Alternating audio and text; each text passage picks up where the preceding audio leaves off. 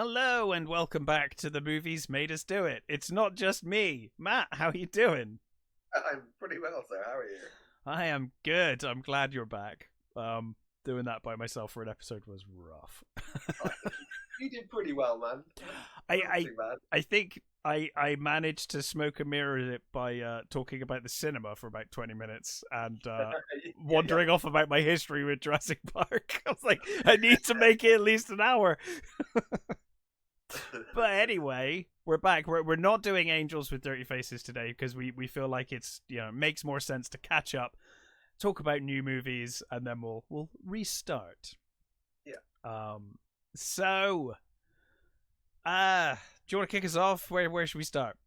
Where do you want to start? Let's start with the Sinners. Start with the big film, Sinners. So directed by Ryan Coogler. I'm a big fan of 50% of the films I've watched of Ryan Coogler's. I loved Creed. I really didn't like Black Panther. Although I will say I wouldn't blame Black Panther on him because, I've also seen the same with Sam Raimi doing Marvel. Like, it's not their fault. They're just kind of... It's not his... He clearly got fucked with on it's death by committee, I think, those movies. I don't think directors have much of a voice. In fact, I always thought it was kind of remarkable how much Sam Raimi got away with in Doctor Strange 2. Well, the thing with that one is you can see the Raimis coming through. You can see the Raiminess coming through. So he you can tell that it's his movie, but you can also tell that even he has been fucked about with. There's so many bits in that story that you just think, yeah, that's not Remy. Remy would have done that. Yeah, totally. So, going into this, I was excited. I'm a big fan of Michael B. Jordan. I think actually the cast in general in this movie, I thought were great. Well, I was going to say, I think going back through the stuff, I've not really seen a movie that I really liked by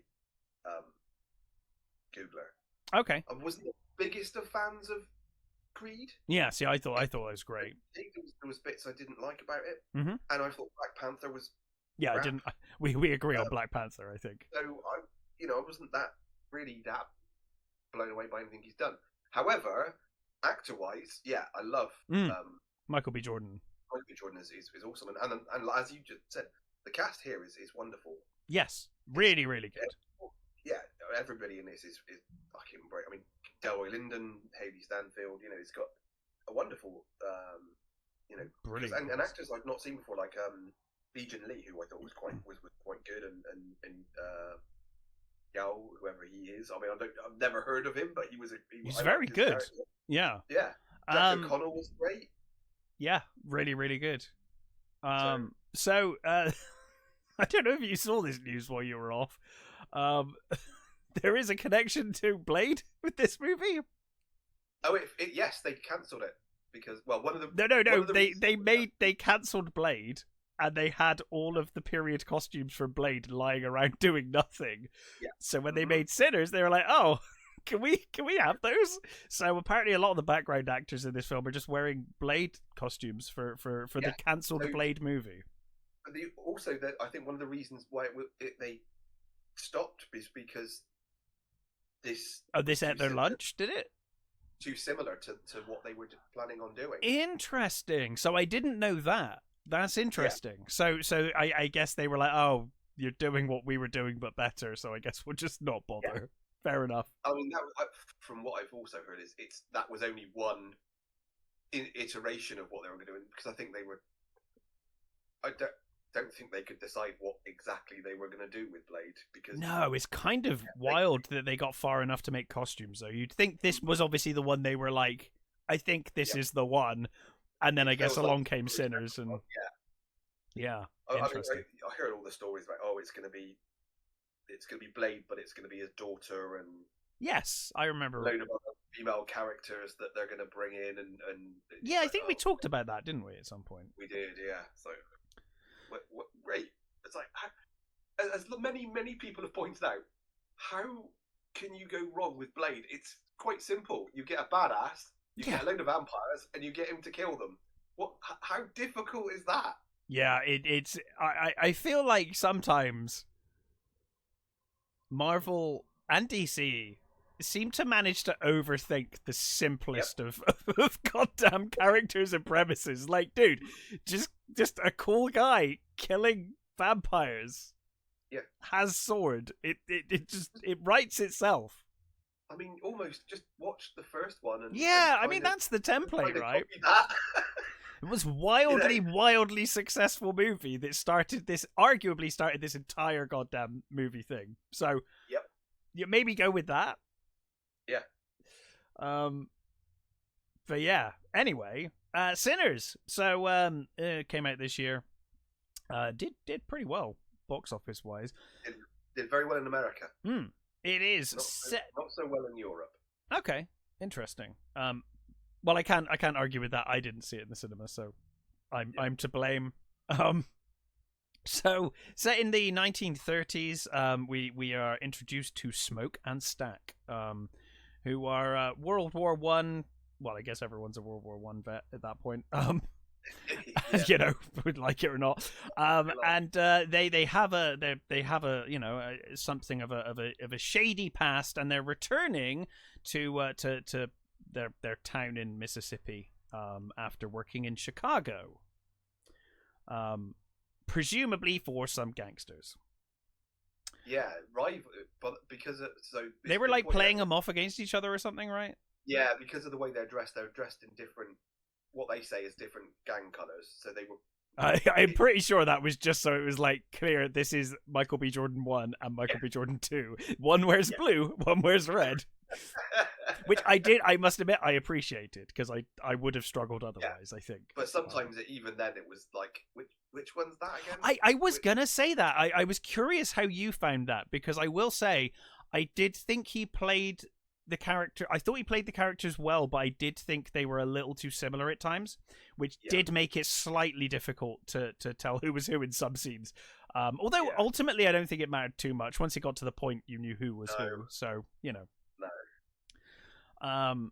But yeah, so they've come back after you know playing these gangsters off against each other, and so their plan is that from the money they've stolen, they are going to buy a sawmill from the clan, and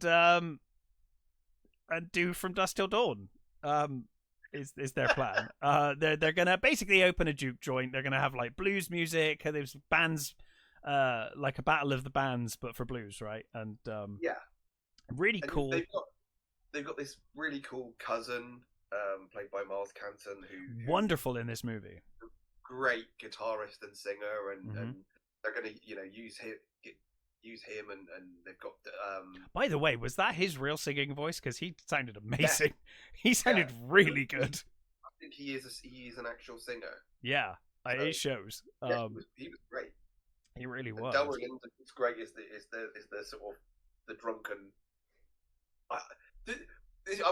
Some of the scenes in this movie are fucking brilliant. Oh my god, yes. The scene at the railway station where they go to pick up. Terrific. Slim, yeah. It's so good. Some of the shots are fantastic. Like, I mean, it's not exactly like news to anybody to say Delroy Linden is a fucking amazing actor. Yeah, yeah. But he totally is fucking just wonderful when he's on screen, and he really is. Even when he says things like "I shit myself," that made me genuinely laugh when he said that. Yeah, that was genuinely got a laugh out of me. Yeah. So we are also introduced at the very start of the movie, which I thought was quite effective. The opening of the very opening of the movie, we're told that throughout the world, throughout time, certain musicians have been able to kind of bridge the gap between the supernatural and our realm, as it were. Yeah. And we get that great opening in the church with the pastor, and I thought that was really good. But after that, this movie kind of becomes.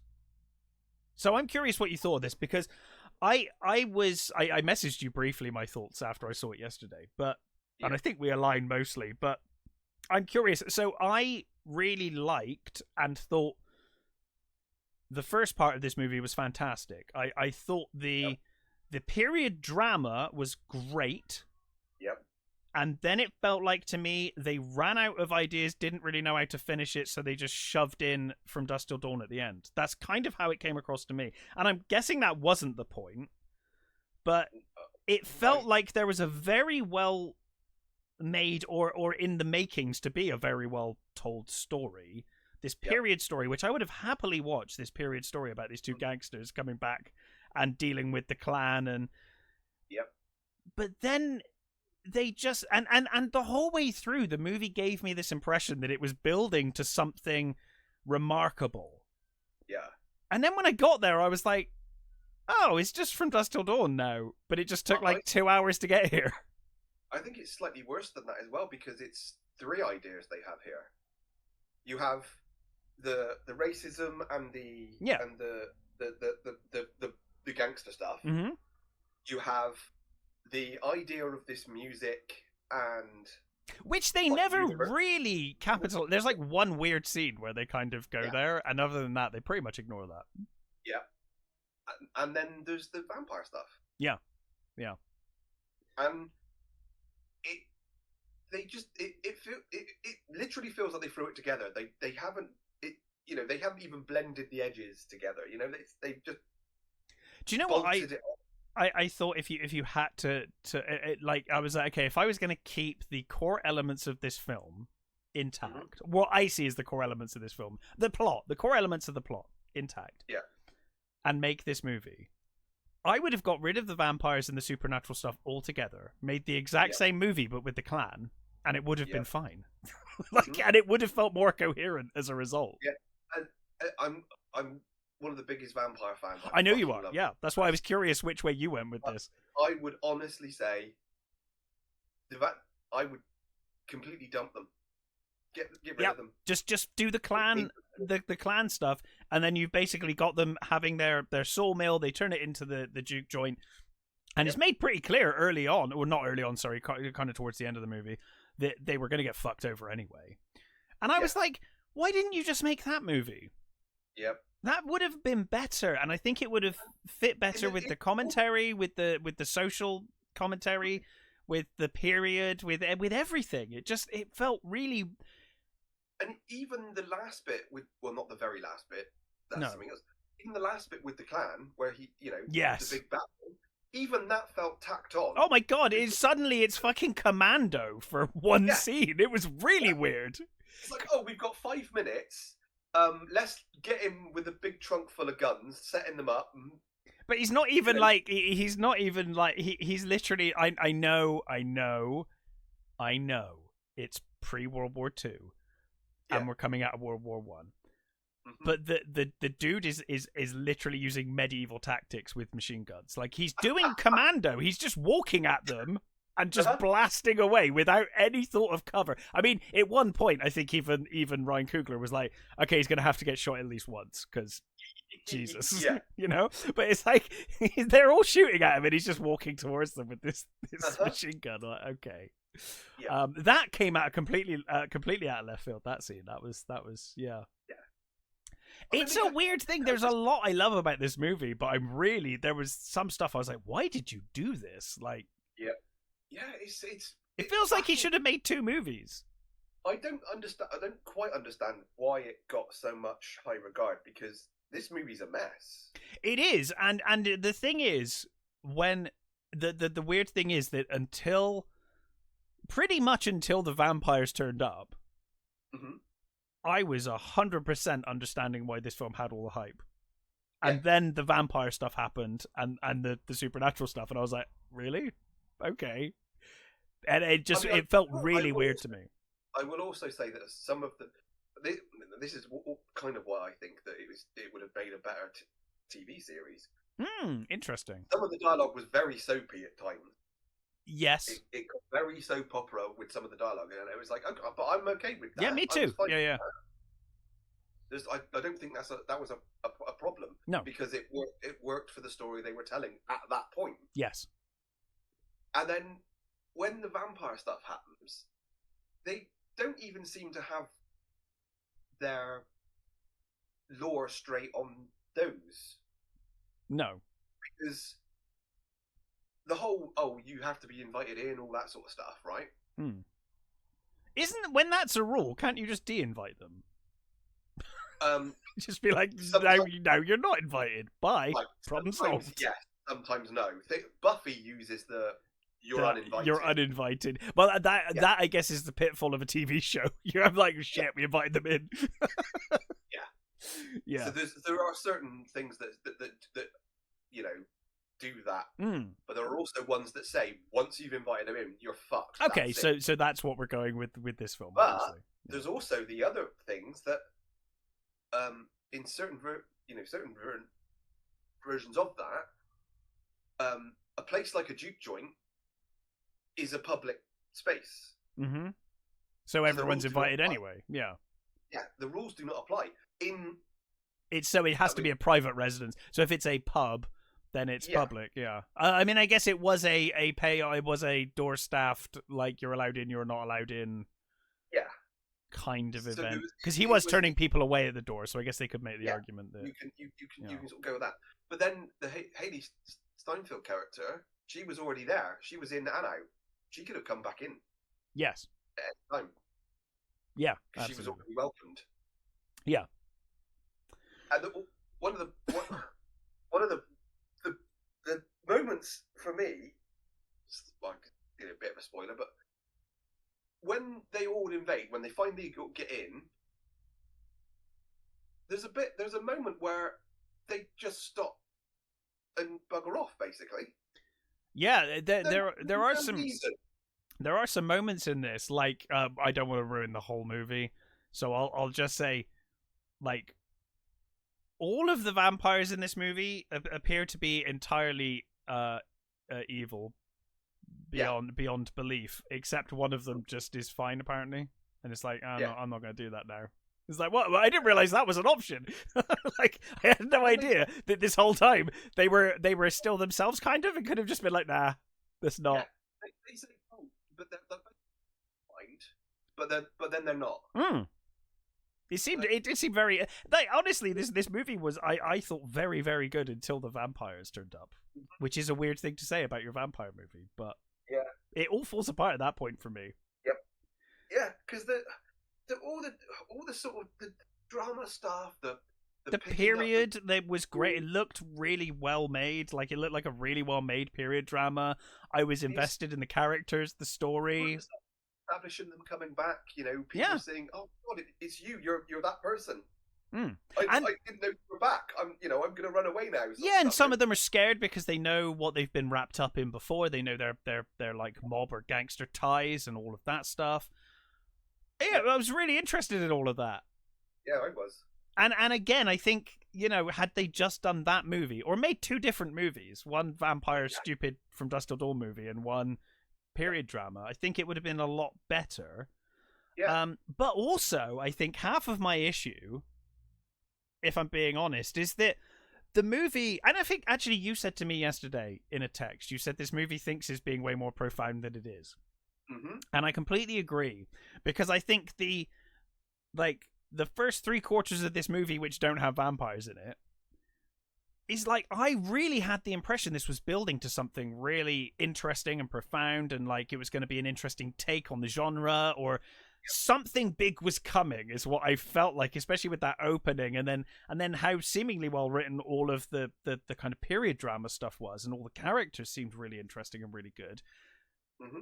And then it was just like, oh yeah, just From Dusk Till Dawn, kind of, but worse. I was like, what? Yeah. Like, really? All of this for that? I mean, it felt really weird to me. And I guess a lot of people disagree because it's getting a lot of praise. I praise the hell out of the first part of this movie. It's well acted. It's beautifully shot. Really well shot. And for the most part, until the later stuff, the direction is great. I agree. I think Coogler's direction is fantastic for most of the film. Most of the film. The soundtrack is phenomenal. It's a wonderful soundtrack. Even when you get up to the later bits where you've basically got Metallica playing. How did you feel about that? I mean, they set up the fact that they did set it up. They did. It's like a universal constant, isn't it? Yes. It's always, always thing one of the things I loved about All Along the Watchtower in Battlestar Galactica. Yes, it was wonderful. Because they basically say that All Along the Watchtower is a universal constant. It just exists everywhere. Yeah. And I love that idea. I think it's wonderful. A wonderful idea. So, and they kind of set that up as, they can... These almost like shaman. It's not just spirits of the past; it's spirits of the future. It's spirits of all time. And I like the scene where you've got the guy who looks like Bootsy Collins, I did too. Along to him, and you've got the shamans. I did too. I agree. I actually was like, but again, this is almost part of the problem where. Again, I thought this was heading somewhere really interesting, and when I saw this scene, I was like, "Oh, it is heading somewhere really interesting. This is cool. Like, where are we going with this?" And then it was like, "No, vampires." Wow. And they talk about how a lot of this the idea of this music and this connection is to do with oppression and to do with how they express themselves. Did you think that music was going to be like more of a solution as well, and like? Because I thought they were going to be like performing exorcisms or doing something with music. Yeah, that's what I thought this movie was going to be. That's not what I thought this movie was going to be. That's the impression this movie gave me from the plot of the movie up to that point. Actually, I'm trying to find the actress to the one who was the ex of one of the boys. What the Haley? Masako, who played Annie, she's basically set up as almost like a voodoo. Oh, she's the one when they turn up. She's like, "You're fucking vampires. You're not coming in." Yeah. And they sort of set her up, and I thought. Yeah, again, it felt like she was going to do something, and I thought she was going to set up some kind of, maybe a barrier. Maybe they were going to exercise the place. Didn't do any of that. No. They set her up as this thing, and she, like you said, she even points out, you're evil, you're fucking vampires. Yeah, she's like, there's a reason you're asking to come in. Why don't you just walk in? You could just walk in. Why can't you just walk in? You're vampires. It's like, okay, cool. With her, you're like, oh, is that it? Is it okay? Strange movie. And the whole stuff with Jack O'Connell, they kind of they sort of add to the mythology.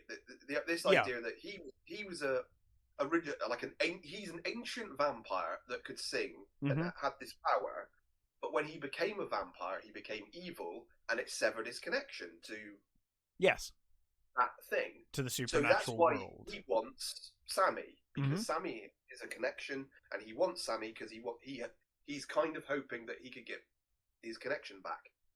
They tell you all that, and then they sort of don't really do anything with it. Yeah.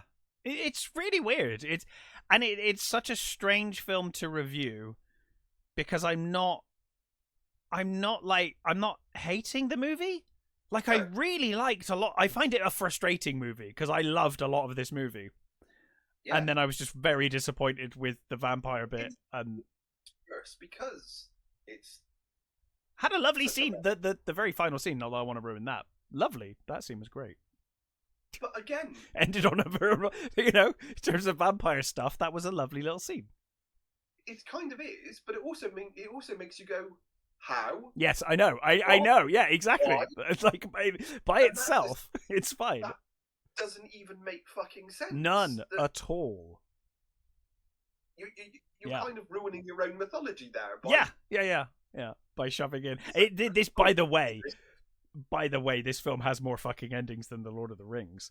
Oh god, yeah, it really does. Like they just keep adding endings to this one. Yeah, you think, oh, that's it. They've oh no, we've got this now. Yeah. Now we've got Commando. Oh, now we've got this. What the fuck? So I don't know how I feel. I do recommend watching it. I thought I would say I'd recommend it just for the fucking soundtrack alone. The soundtrack and the direction and the acting, the period drama early on is superb. Like I'd really highly recommend 17% of this movie. For the first 3/4 of this movie, it's great. It's fucking awesome. Yeah, it's really good movie. And then the vampire stuff happens and it's shit. It feels to me like they just got bored and were like, I don't know how to finish this, but fuck it, vampires. Mm-hmm. weird film, but I definitely recommend it. And despite sounding like I've been slagging it off, I did very much enjoy a lot of this movie, and I would recommend watching it. I would. Because I don't know whether I can recommend it, because I think the good outweighs the bad for me overall. Yeah. Yeah, it is a crushing disappointment in the end, but I think the first 3/4 are worth it for, you know. Yeah, I mean, maybe we can make a cut of this movie where the whole first 3/4 start and happens, and then it just cuts to the commando scene, end of movie. Yeah, maybe. Done. But then you wouldn't have an explanation as to why everybody else is just that, and then nothing else. Yeah. Credits.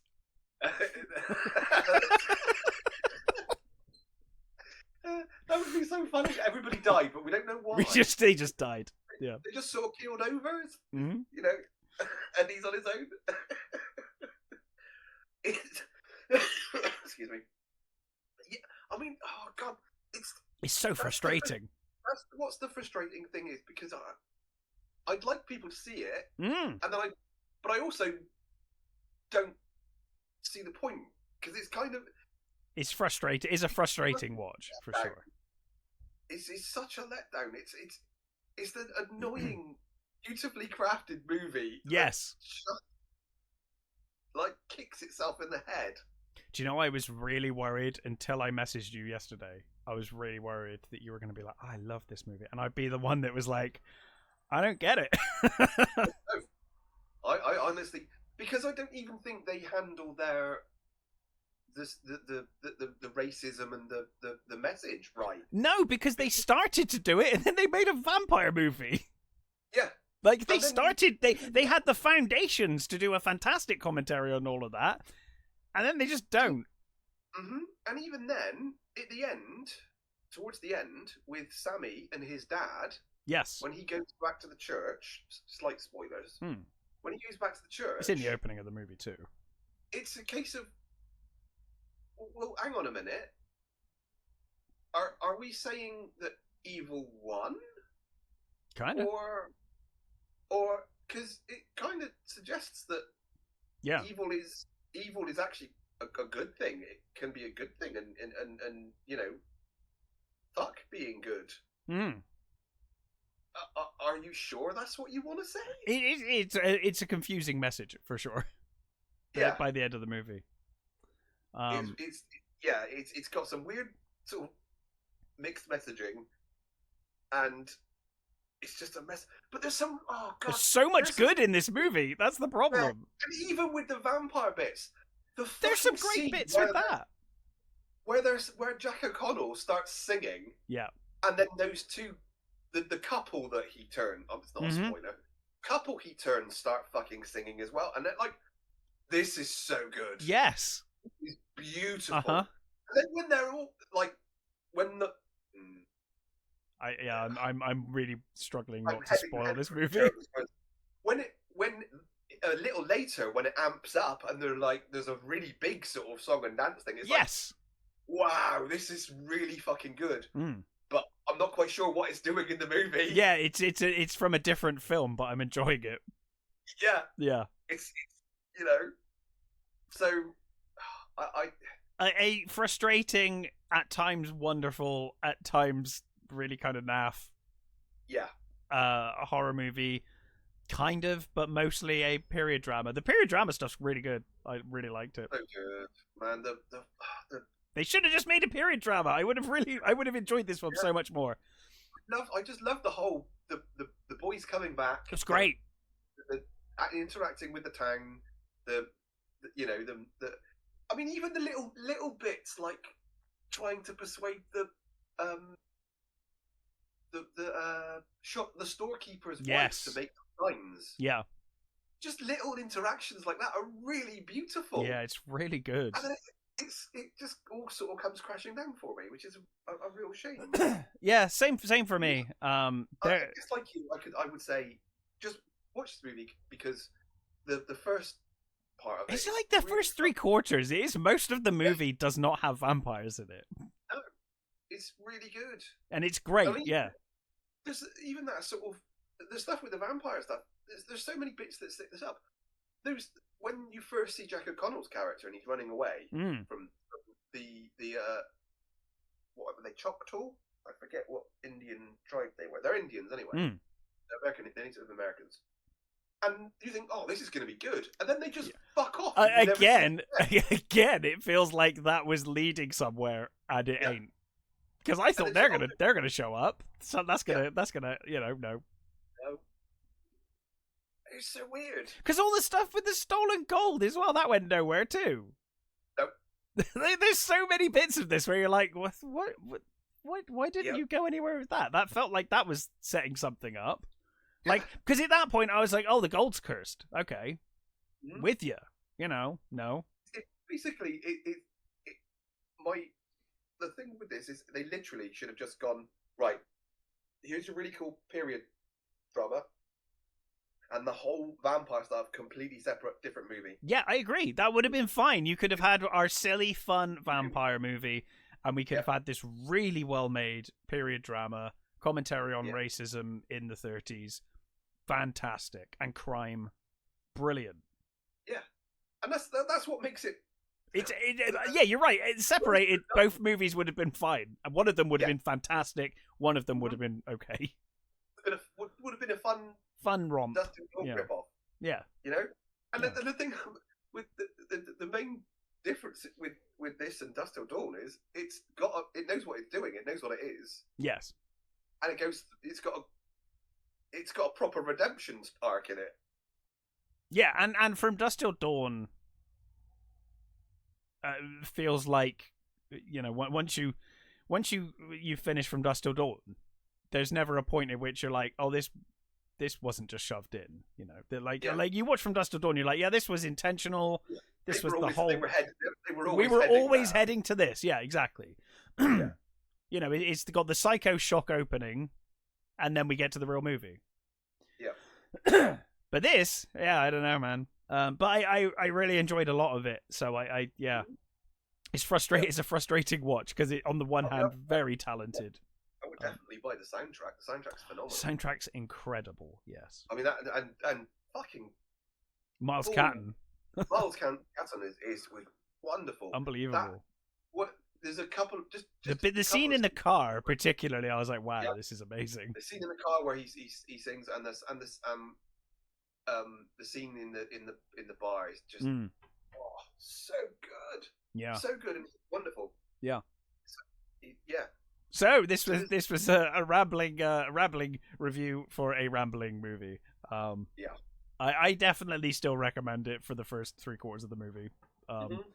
And to just kind of watch this thing kind of go off the rails. I guess so. I guess you could watch the experience movie. It's an interesting movie. Yeah, now knowing what we've said in this review, it's an interesting watch. But yeah, Sinners. What else have you watched, Matt? So I have also seen Novocaine. Novocaine, yes. Starring Jack Quaid, who was the best, had the best scene in Heads of State. Too. He's in danger of becoming Pedro Pascal at this point. I find him less annoying though. Yes. I actually like it when he turns up. Like, I'm at the point with Pedro where I'm just like, oh god, again. Jack Quaid turns up. I'm like, oh yeah, he's Jack Quaid. Yeah, exactly. So we're introduced to Jack Quaid, who plays Nate, who works at a bank, and he has, I forget what the actual thing is called, but basically he has no feeling.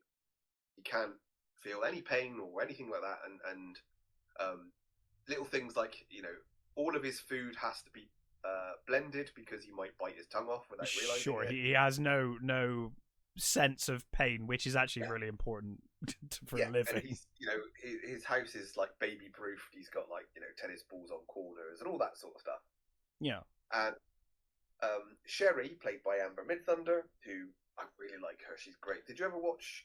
She was in Prey, right? Yes, I haven't seen Prey. I've seen some. She's very good in it. She's very good. Not seen the actual movie.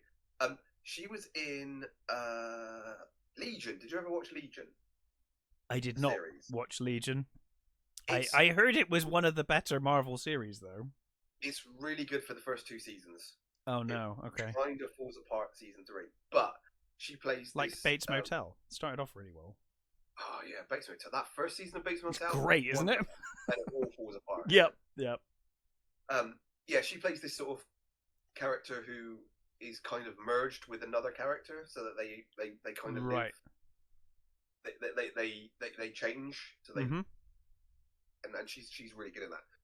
So she's a new employee at the bank, and she's lovely, and she's a bit wacky, and she's an artist, and of course, Nate completely falls head over heels. Then one day, they've been on a date. It's all going really well. He comes back to work, and bank robbers turn up. Right. Bank robbers turn up, and they kill the bank manager because he won't open the vault, and they take Sherry hostage. Right. So he decides, no, fuck this. I'm going to do something. I'm going to step up, and then it becomes him chasing the robbers in a series of almost Home Alone style antics. Okay. He ends up in a house which is all booby trapped, and of course he's setting off booby traps, and of course he's not feeling anything, but he's getting arrows in the legs and spikes in the back and stuff like that, and it's full on over the top silliness. Jack Quaid is so adorable as the sort of the dorky, trying to do his best while sort of failing upwards. Because every time something goes wrong, it's okay because he doesn't feel it, and he's just like, oh, I'm just gonna do this, and he's like getting glass in his hands so that he can punch the bad guy with, and it's stupidly over the top. A lot of the stuff you will like. There are twists, but you'll see them coming. To be honest, you know where this is going. What's his name? The guy who Jacob Batalon, who plays his mate. He's got one mate, and it's him, and they've never actually met in person. Right. And he thinks his mate's like super cool and drives a Harley, and it's like immediately you're like, there is no way this dude drives a Harley and is super cool. He's clearly, I mean, you know who he is. It's the guy who plays the friend in Spider-Man movies. Plays Ned in Spider-Man movies. Oh yeah. Yeah, it's him, and you're like, yeah, this guy is clearly not fucking cool. No. But when he turns up, it's really funny, and there's just some really great, and the chemistry between the two leads is really cool and fun, and I would advise that you really switch your brain off. Sure. I mean, presumably the tone of this movie is such that you should do that. It is, but there are times where I was fighting because I mean he's still human. Yeah, I get your point. Yeah, because I can see where the movie's going. Where you're like, well, he can not feel pain, but he can still fucking die. Like it's still, I mean, it's things like you think, right? He can't feel pain, but your legs don't work anymore, sir. Exactly. That amount of damage would just stop your legs from working. Yeah, even if you can't feel the pain, like you're disabled. Yeah. Like the whole. I mean, at one point, I mean, it's in the trailer. You see it in the trailer. He puts his hand in a deep fat fryer to get a gun.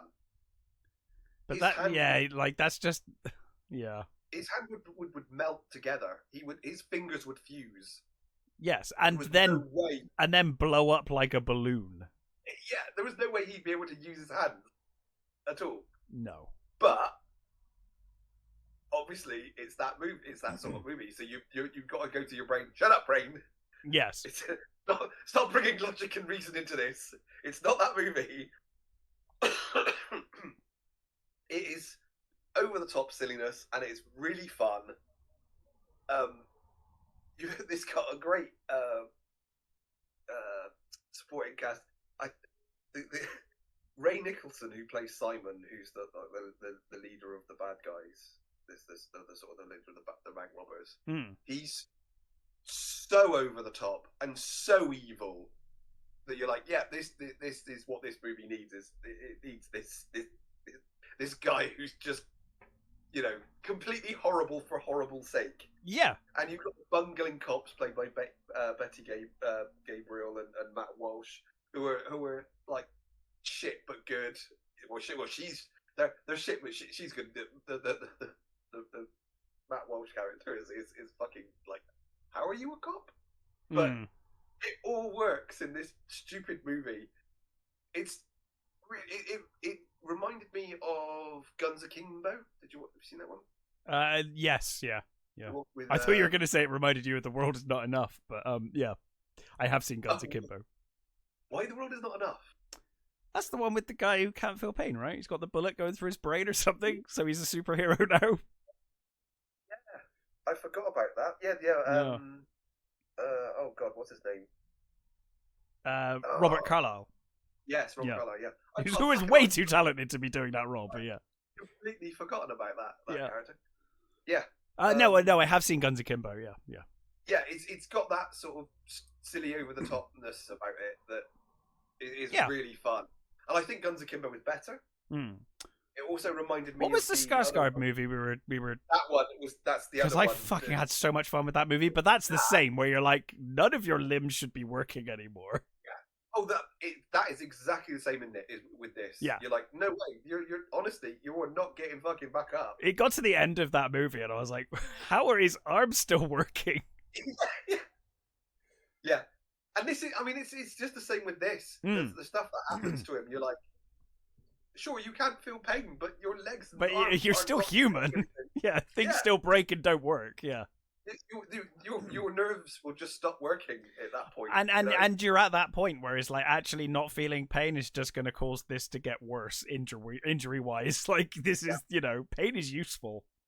Yeah, but it's just really fun. It's really silly. It's really fun. It's got great leads who have great chemistry, and it is literally just do not think about it. Sure, just go with it. Because it's over the top and silly and really fun, and yeah, I really loved it. It's great. It's I mean, in Jack Quaid's thing, he's in better.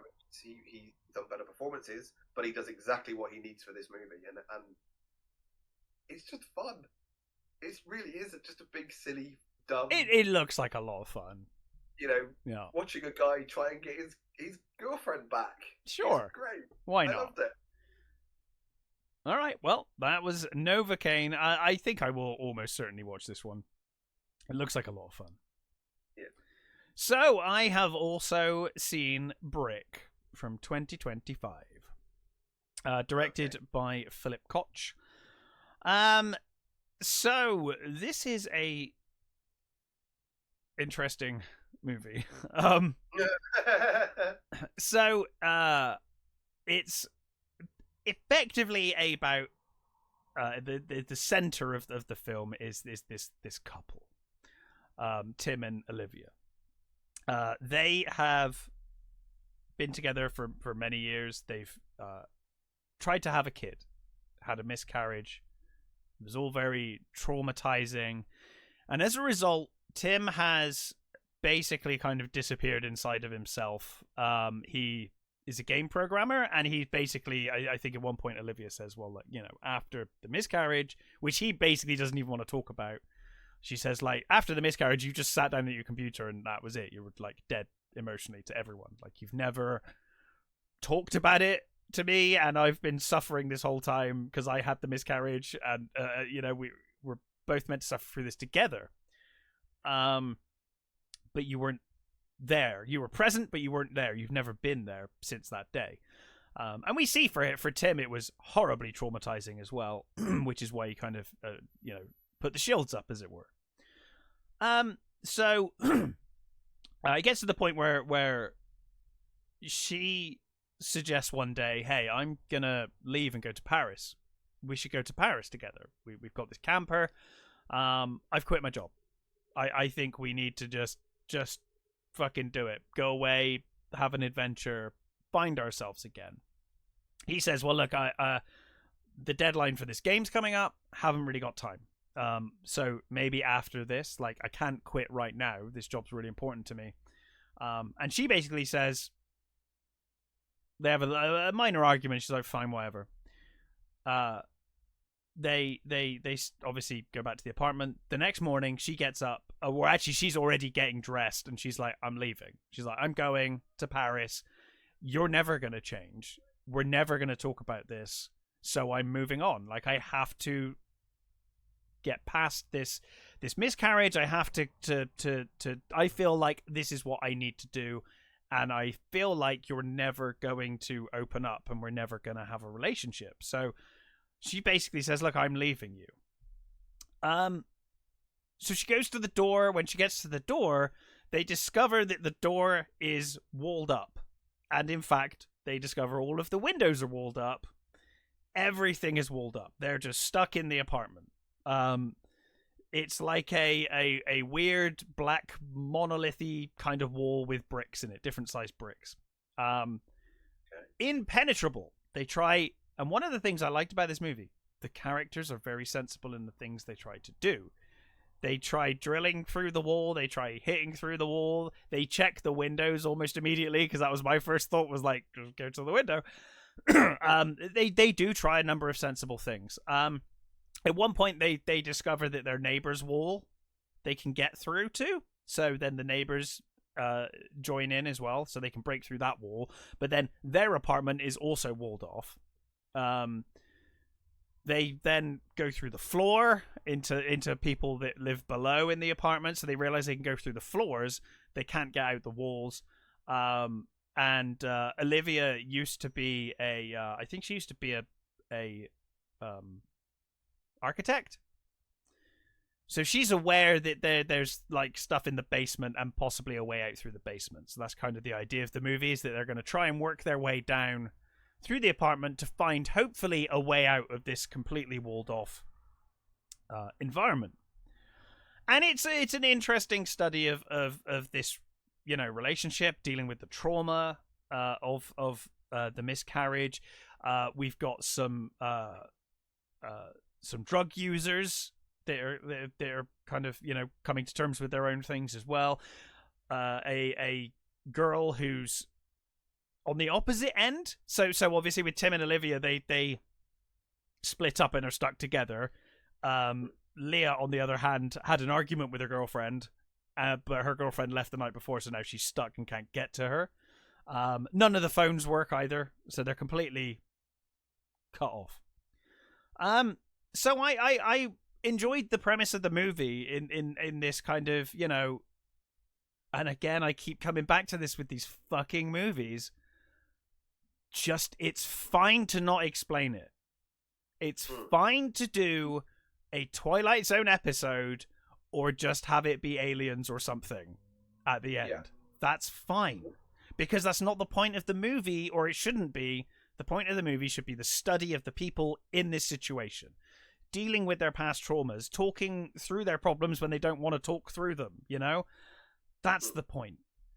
And I liked this movie when it was just a Twilight Zone episode where there's this weird wall. It's forcing people to interact that don't want to interact. It's forcing people to meet people that they wouldn't normally meet. And they're trying to problem solve their way out.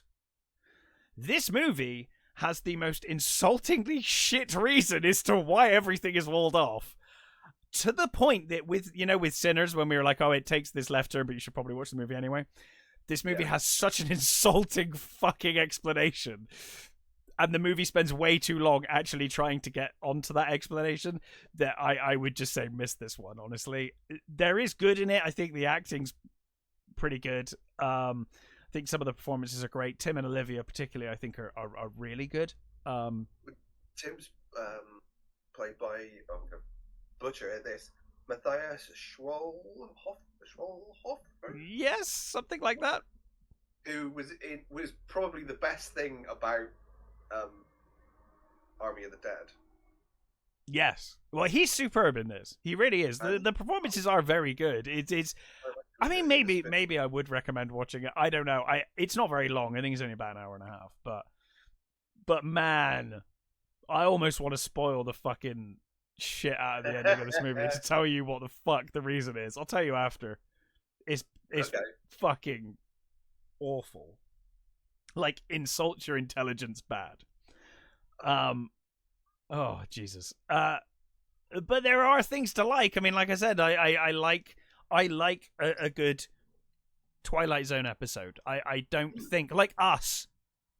I loved Us until they tried to explain how Us worked, and then I was like, this is really dumb. Why did you ever try to explain this? This was a really creepy, weird thing, and it was great until you tried to explain it. And that's kind of how I felt here. This was an interesting character study situation. Didn't need much of an explanation for me, and it all falls apart when they try and give you an explanation for what's going on. Aliens would have been better. Just oh, it's aliens, fine, because that wasn't meant to be the point. Yeah, I would.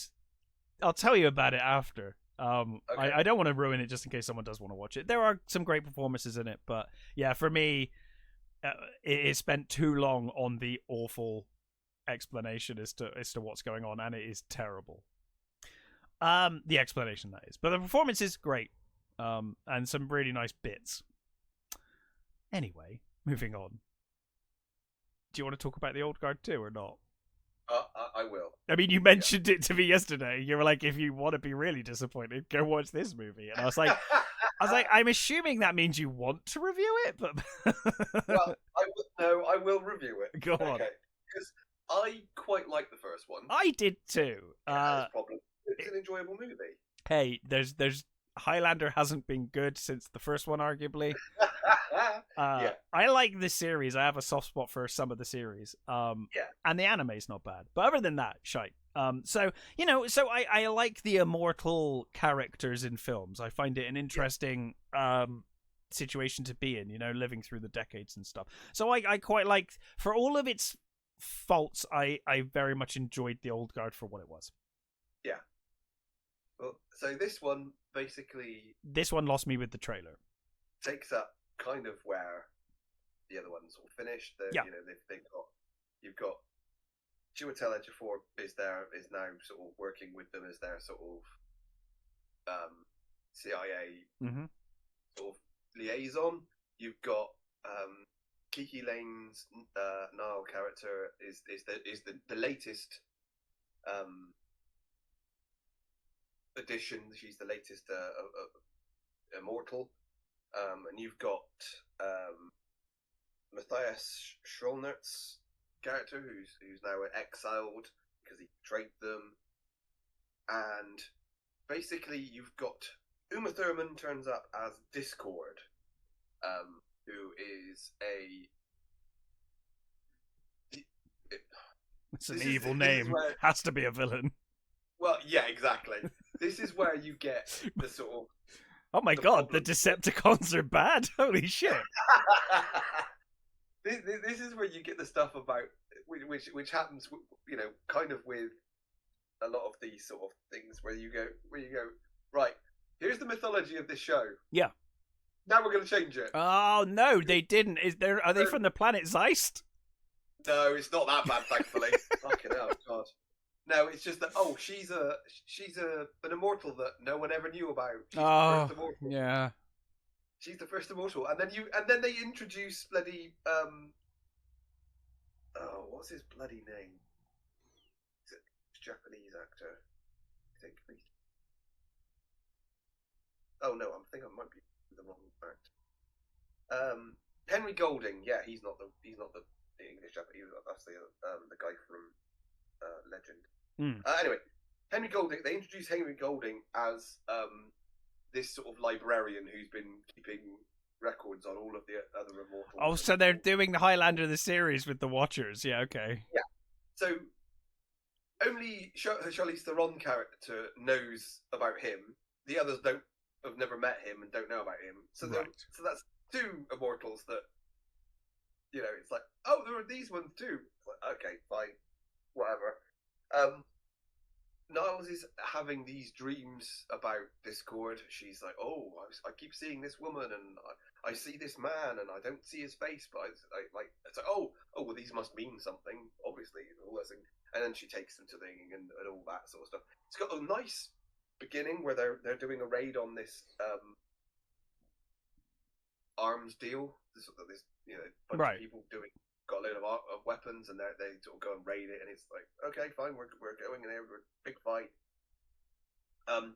I don't think the fights are as good in this. I was going to say the first one was quite good for the fight choreography was pretty good. Some of the fight stuff in this is very hit and miss. So Discord, who is the first, immortal, she frees Quan, is it? Quan? Who is we saw in the first one was Andy's sort of girlfriend, and they got punished, and she got put in an Iron Maiden and chucked in the water. Yeah, really cool visual that. Yeah. She's never found her, and at some point she just sort of kind of gave up looking for her, and now you've got Discord's like, oh, she just didn't. She spent all these centuries doing like nothing and trying not to find you, and I found you really easily. So you do sort of go, so why? How did she find her and you didn't? It seems a bit weird. The ocean's pretty big. It is pretty big, but I'm sure you had a vague idea, maybe. And well, you would think, yeah. Technology, you could have probably, but anyway. So obviously that's setting up the whole, oh, she's bad, and then they sort of set up this Discord, of course you've got the whole, oh, Andy's not immortal anymore. Right, this is where the trailer lost me. This is why I was like, I've no interest in this film anymore. I hate it when movies are like, that superpower that this character's known for that you love? Yeah, they've not got that anymore. Like, why? Why do that? It's not interesting. It's the one thing that makes them interesting. I'm going to spoil something here. So, it turns out that Niall is the last prophesized immortal.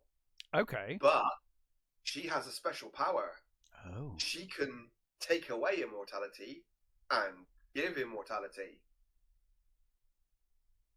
Okay. Yeah. You're like, oh, we can see where this is going then. It's such a mess. It's so boring as well. It's like after the initial. You're right. They really have done a Highlander 2, where not as bad as Highlander 2, obviously. No. But in that, like, let's just change our own lore and just fuck with what we've established and what was popular in the original film. Yeah. Bizarre. And it's sort of introduced and it introduces a few more characters, and then doesn't really do anything with them, and then kind of wastes, like Nikki and Joe, who were one of the highlights of the first movie. It's kind of doesn't feel like it knows what to do with them. Right. They get kind of sidetracked. There's a sort of nice thing that gets set up where, again, spoilers, Joe is sneaking off to help out Booker because, even though he's been exiled, he wants to make sure he's still alright. They've known each other for centuries, and so there's a little bit of friction there, and then they don't really do anything with it. Is that okay? Damn. And the fight scenes are disappointing. They set up this thing. They set up this huge rivalry between Kuhn and Quan, or whatever her name is, and Andy, because she's out now and she's pissed off that she stopped looking for her. Sure. And they, you do get a fight scene with them, but it's sort of like it kind of peters out. It feels like it doesn't have any real impact. And then you've got this sort of it even worse than that. How do they know? How does she know that she's not still they're not still looking for her? Because Discord tells her. But I'd be like, no, I have still been looking for you. What are you talking about? Still looking for you now. Like, prove me wrong. Prove that I haven't been looking for you. It's even worse than that, because it sort of goes nowhere, and then the big fight that you've been looking forward to, well, I certainly was looking forward to. Yeah, of course. Charlize Theron is not that big, Oh. not that great, and it's like, and movie ends off to the third one. Damn. Big setup for the third one. You're like, fuck off. Are you fucking serious? So this whole movie is just set up for the next movie. Massive setup for a third movie, yeah. God. And there was one really nice scene where I can't remember what city they're in. They're in a city, and she's going to meet Andy is going to meet Quana or whatever. And I do not know how you pronounce it, and I can't remember how they pronounce it. The one that they rescued, she's going to meet up with her in this city, and as she's walking through the streets, it suddenly becomes the 1800s, and she's walking through the streets, and like Joe is behind her in that period costume sort of thing. Mm-hmm. Just sort of like, you know, buying groceries and things and that sort of thing. And then it's like the 1600s, and there's, you know, the little scene with them walking with it. And then it goes further, and then it goes to Roman times. That was lovely. I really liked that. That was a nice, well thought out, well put together scene. It was like, oh, that's really good. I like that. That was a nice scene. Yeah. Completely wasted on the rest of the movie. It's so dull. And Charlize Theron, for some reason, seems to have this expression of, I don't know what's going on through the whole movie. Right. She has this completely bewildered Maybe she look. didn't know what was going on the whole movie. The thing is, I'm wondering whether Charlize Theron just didn't know what was going on, and she wasn't acting. It was just her bewildered face. It's like, what am I doing? Why am I here? What the fuck is going on with this movie? It's terrible. It's such bad. A shame, because the first one was one of those, like, it's a flawed movie. But it's one of those movies where you're like, yeah, this was kind of flawed, but the sequel's got a lot of potential. Like, they could improve a lot of things and actually make this a really good movie. Yeah, it was a fun movie. I liked it. I liked the characters. There was, you know, there was some nice stuff.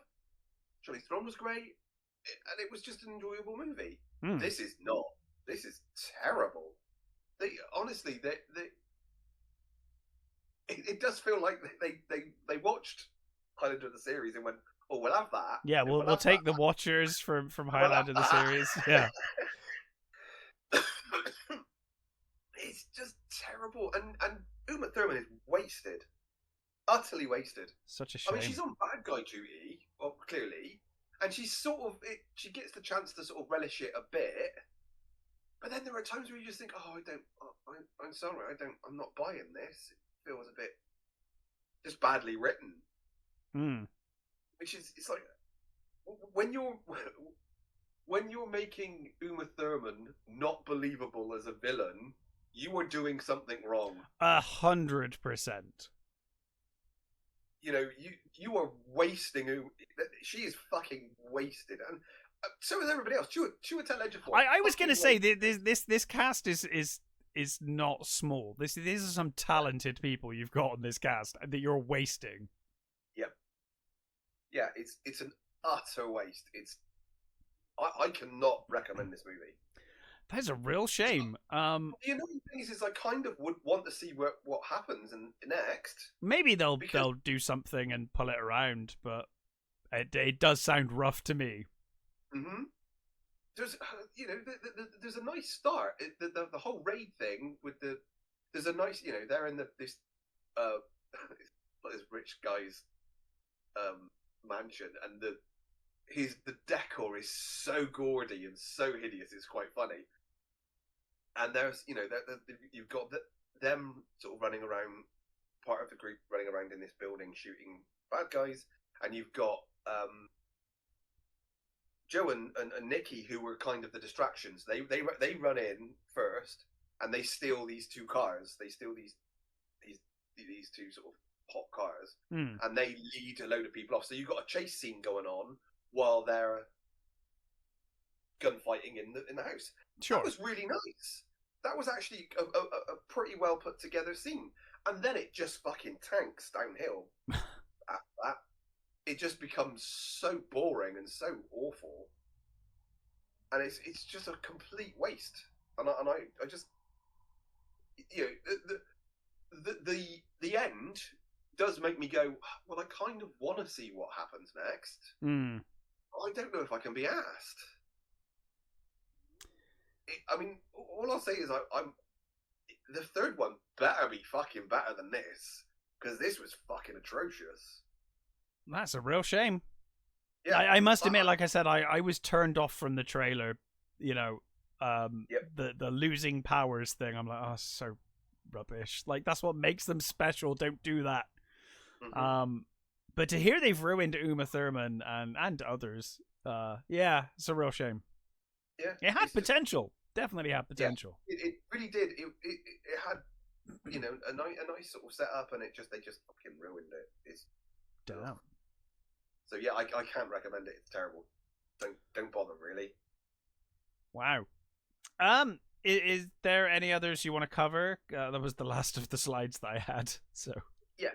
So I'm going to cover The Thicket. The Thicket, yes.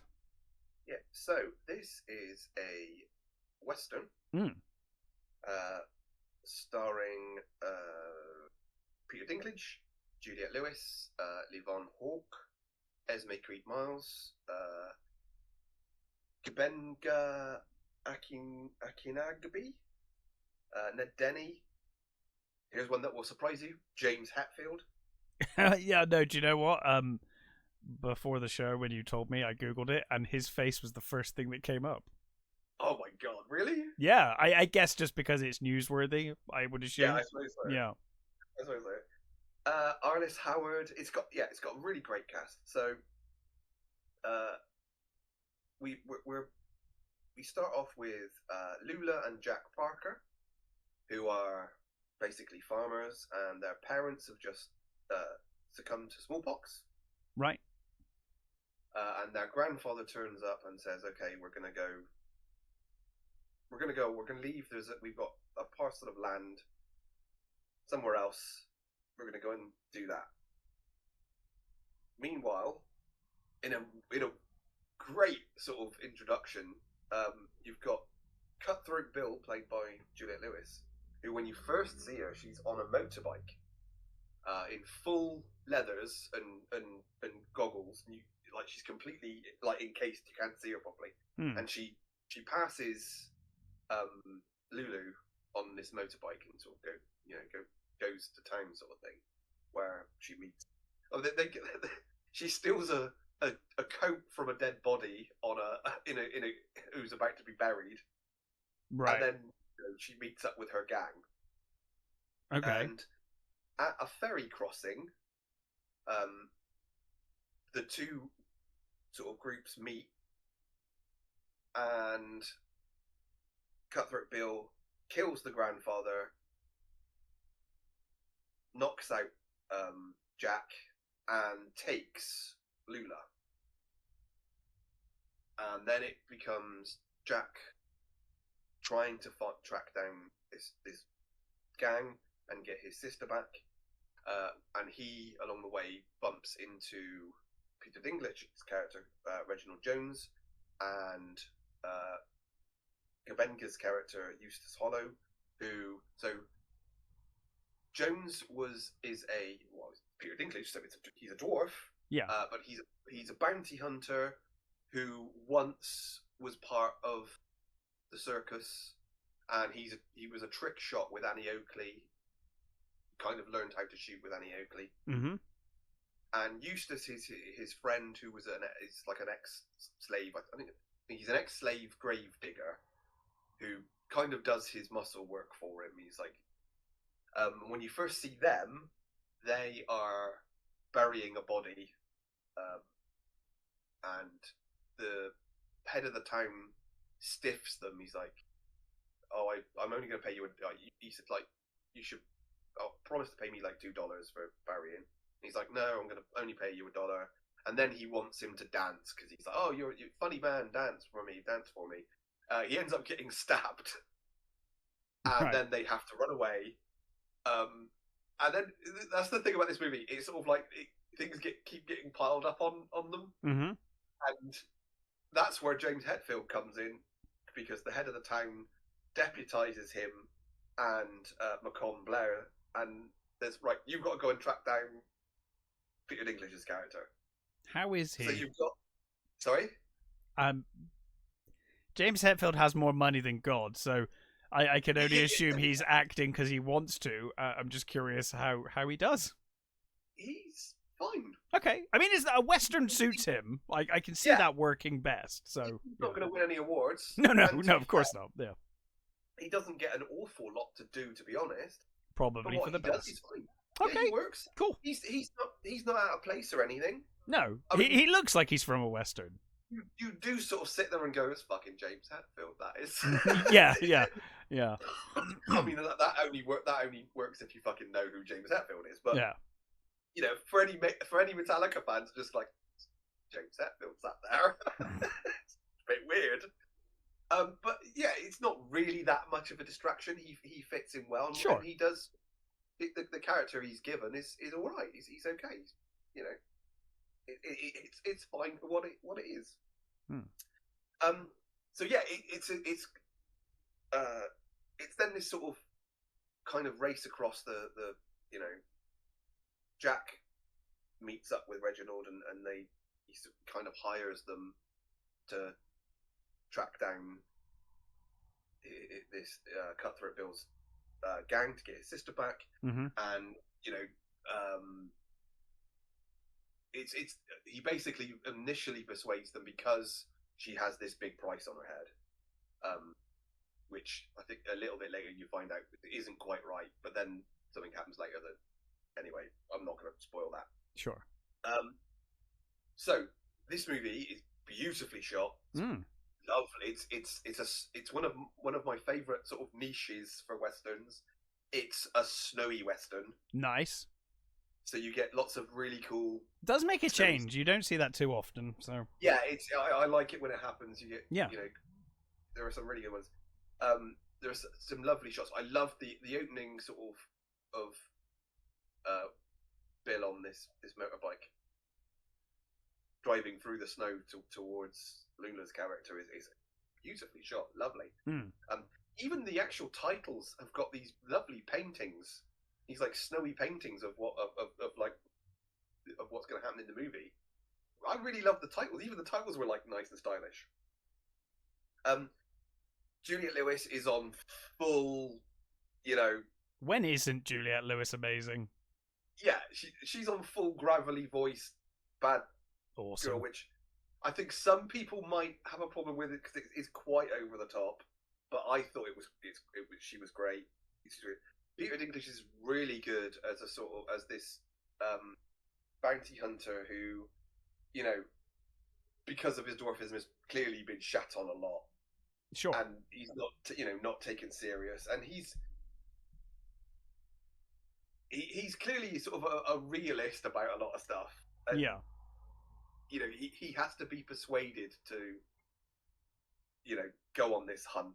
His friend Eustace kind of is almost like his conscience. He's like, come on, we got to help these people out, sort of thing. It's like, no, I'm not fucking helping them out. This is useless. We're just all going to get killed. and you know, it's really nice, the little sort of interactions between them. Yeah. It is quite slow. Okay. It does drag a bit at times. I will say that.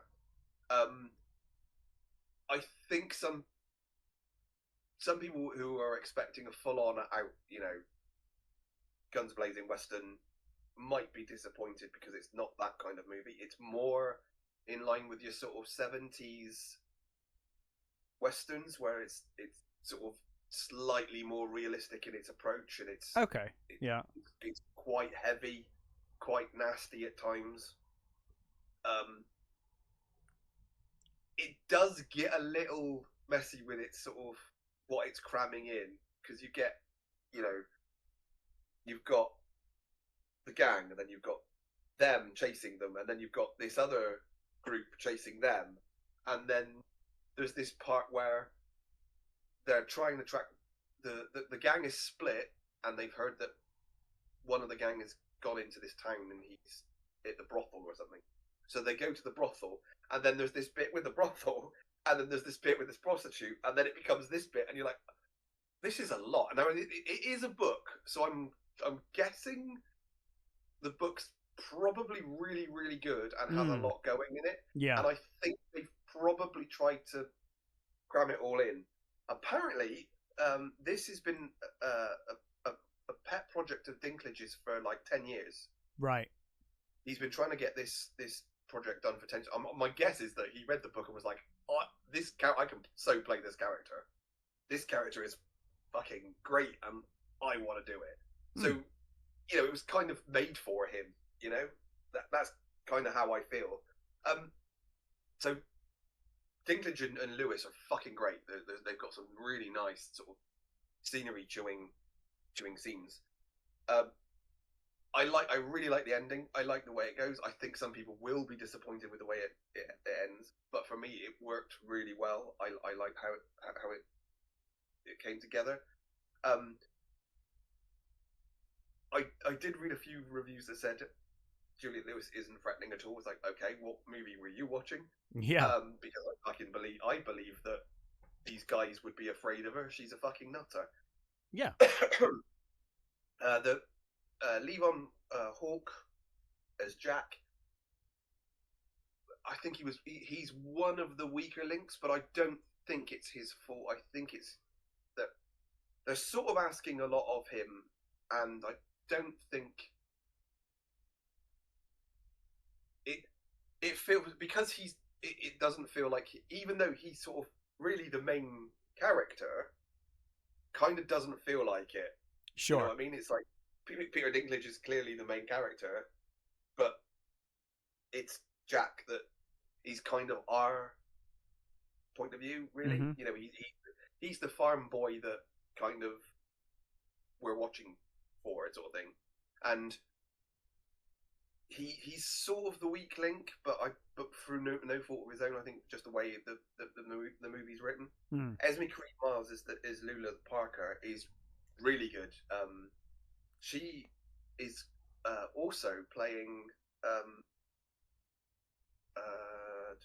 what's her name? Bloody hell! One of my favorite characters in The Sandman. She is Delirium. She plays Delirium in The Sandman season 2, and she's really good as this sort of, clearly sheltered girl who Cutthroat Bill has taken a complete shine to, and for some reason, and it's like, this. She's desperate to try to get away, but she doesn't know what's going on, and she doesn't know why this woman seems to have an obsession with her. And I thought all that stuff was really good. I really loved it. I would highly recommend it, but with the caveat that it's not your standard Western. It's a slow burn Western that does sadly drag at times, but for the most part, the cinematography, the soundtrack's really nice as well, and the performances really keep. I would say would really keep you going. Yeah. So if you want to see a nicely put together, slower Western, I highly recommend it. It's great. It's one of the best things I've seen Dinklage in for ages. Cool. I think a lot of the stuff I've seen him in lately have been felt like he hasn't sort of stretched himself or anything. This, I think, he was really good in. I really, believed his character, and there's some really nice moments where, his world weary outlook is sort of challenged by basically the youthfulness of Jack and stuff, and I think it worked really well.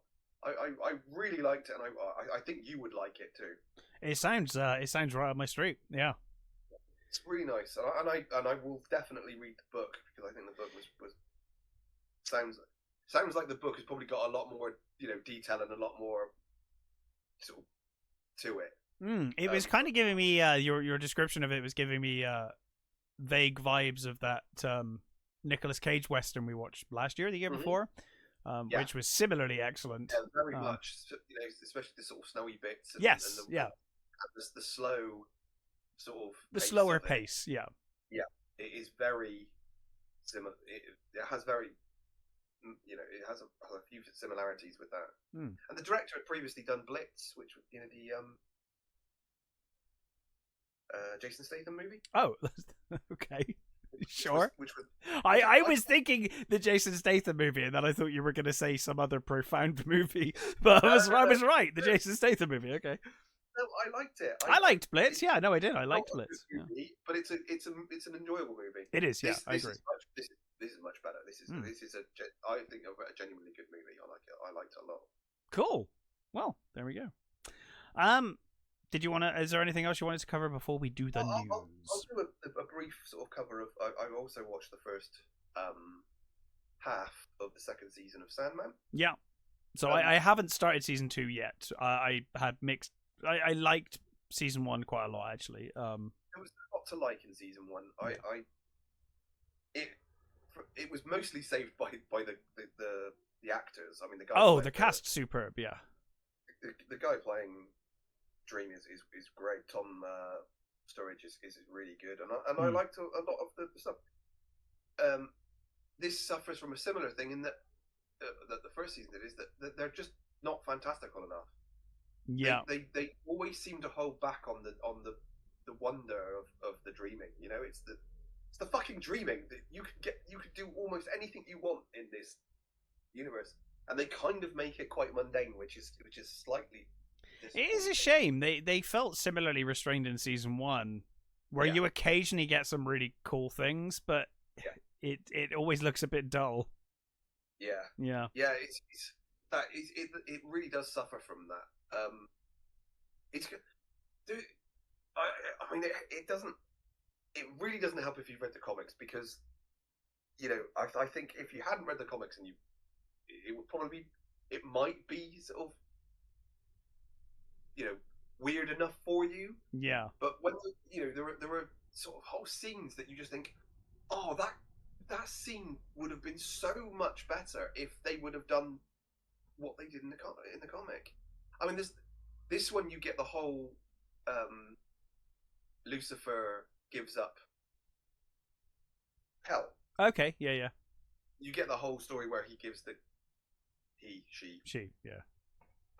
Lucifer gives the key to the Sandman and says, you know, he goes there to expecting a fight, because Lucifer said that she would destroy the Sandman, and he goes to free someone that he banished many centuries ago, and he goes sort of expecting a fight and finds that hell is empty. It's been emptied of all its inhabitants, and Lucifer gives the key and says, "It's yours now. You deal with it. I'm fucking off." Right. And this is which is the setup for the Lucifer TV series. It is, yeah. Because that's exactly what it is. It was that show. I mean, that show is very different from. Yeah. Oh, yeah. It's much. You know, it's much. But the setup is the same. Yeah. Kind of fun, and I like the first couple of seasons of that. Oh, I enjoyed it. I enjoyed it for what it was, as its own thing. It was very entertaining, and very charismatic lead. Yeah, it worked. Yeah. It worked for what it was doing. So you get, you then get the all the gods and fairies and things turning up at the dreaming to get the key. They want hell. Odin turns up and he wants the key, and some fairies turn up because they had this deal with hell in which they have to hand over so many people every year or every so many years or whatever it is, and there are all these reasons for, and it's got great stuff that is like directly from comics. You've got Cain and Abel doing conjuring tricks, and Cain sawing Abel in half. Mm-hmm. Just sawing Cain in half. Yeah, so Abel in half because he can, really. Yeah. That's not really a trick. It's just him being a twat. Yeah. That was done really well. I loved that scene. It was great. But there's so many little bits that just aren't fantastical enough and aren't special enough. There's the actual conclusion of that story with the two angels. You get none of the actual character of the angels. Right. Do you have you read the whole story? A long time ago. Right. Slight spoilers, but basically all these, the Sandman is entertaining all these gods, and there's the god of chaos and there's the god of order and all these wonderful sort of things, and they're mostly done pretty faithfully. Yeah. But there are two angels there. One, the angel of silence, and I forget what the other angel for now. Is it Damiel and anyway, you've got these two angels, right? And obviously God has sent them down, and they sort of turn out and they look sort of around and stuff. You don't get any of their character. It tells you nothing about them. And what happens is basically God has sent those two angels down because they're just going to take hell. They're now the new custodians of hell, and he didn't tell them that. So they're fucking traumatized when they realize that oh, God sent us down to be the new devil. Fuck, and it's fucking traumatic for them. You don't get any of that in the series. That you don't even really know anything about these two angels. They're just there, and they get the key in the end, and that's it. And you're like, what happened to all the really cool scenes with them? How strange. Nothing. Yeah. And I understand that you have to cut a lot of stuff down, but that is, that's one of those kind of fundamental things of the story at the end. You're like, oh, God's a bit of a prick, actually. There's still a lot to love. That I love. There's some nice stuff with them trying to going in to find the prodigal, destruction. But again, there was some lovely stuff with Delirium in the comics. Going through her realm and talking to mad people, to get sensible answers out of mad people, and it's kind of just walked through in the series, so it's a little bit disappointing. But I for the most part, again, the performances are good. The overall story is still there. It's just slightly disappointing. It's nicely done. Kirby Howell Baptiste's death is still good. Mason Alexander Park is great as Desire. Desire is an utter prick. Yes, I thought I actually they do a great job. I thought they did a great job in season 1, actually, of being a total prick as well. So I think the only one that they hold back on. I don't think they sort of. I don't know whether it's that they sort of want to go full how she should be, but they're not very good with for fuck's sake. Desire's twin, Despair. Yeah. They seem to be holding back on Despair. Okay. Maybe as the season goes on. She should be sat there completely naked, tearing into her flesh all the time, and it feels like they don't want to do that. I mean, one, she's clothed, which is I guess fine. They don't really want the. I guess. But you can still do the flesh tearing and the Yeah. They seem to be holding back on her, but everything's just good. And is it Adrian Lister as Destiny? He's great. It's there's some really, and they've got obviously they're bringing back the Corinthian for the second part, which the Corinthian was one of my favourite characters in both iteration series. When initially he's the serial killer, and then Dream brings him back as almost like his errand boy, if you like. And I really like the Corinthian, and I think Boyd Holbrook did a pretty good job. So I could recommend it enough. I think if you like the first season, I think you'll like the second season. I did like the first season, so yeah. It still has its problems, and I think it does suffer from not going full tilt at a lot of the stuff. I think it grinds too much. Puck the one of, well, so many great stuff actually, but the story where Dream has a contract with William Shakespeare to write him a number of plays, and he writes Tempest. He writes not the Tempest, Midsummer Night's Dream. He writes Midsummer Night's Dream for the real Oberon and Titania, and in the comic, I think is it Charles Vess? It's drawn by beautiful. He draws the fucking fairies amazingly, right? Yeah. All the fairies just look like people. They're just people. Like Puck in the comics is this little hairy dude. You know, he's this full on furry guy. In this, it's Joffrey from Game of Thrones with a moustache. Oh, okay. So he was fucking disappointed. I thought he was terrible, this Puck. And the fairies were like, "Oh, come on, you just give them something, make them a little more fantastic." You know, that was done badly. I didn't like that, but other than that, it's okay. It's still watchable, and I will, certainly finish it off.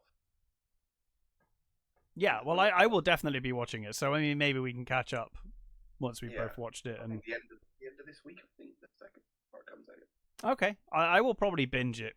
I find that I don't really have time to watch series, and then occasionally I have time just to binge something.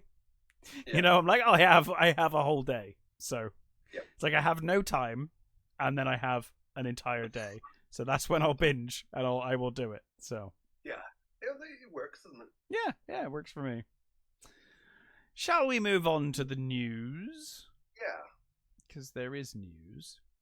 First of all, I think before we do anything else, because I did a shit job of doing a tribute to Michael Madsen last time, do you want to talk about Michael Madsen and not mention Species so much? Yeah. Cool. I don't know why. I couldn't I was like Reservoir Dogs and Species. I don't know why Species came into my head, but I do like that movie. Well, I think you did a good job of talking about Species. I like Species. And I think you're right. I think we should cover Species. It's been a long time since I've seen it. It's been a while since I've seen it. I watched all of them a couple of years back, and I can confirm the first one is the only one worth watching. Yeah, that doesn't. Yeah, not that that will surprise you in any way, but I don't remember whether I've seen all of them, because how many are there? 4, from memory. Okay. There may be another one, but I only watched 4. I've got a feeling I haven't seen 4. The 4th one is like no original cast members from memory. Right, that doesn't surprise me. No. But yeah, I remember Michael Madsen being great in the first. He's great, yeah, and he was great in everything he was in. Let's be honest. Yeah, he's one of those real presence actors. Yeah, that I don't think had a great range. No, but he was always cast well. But yeah, that's it. I think when he was one of those actors that you know what you're going to get out of him. Yes, and he's going to do that really bloody well. And he did. I mean, how fucking amazing is he in Reservoir Dogs? I mean, that to me is his defining performance. I think he was.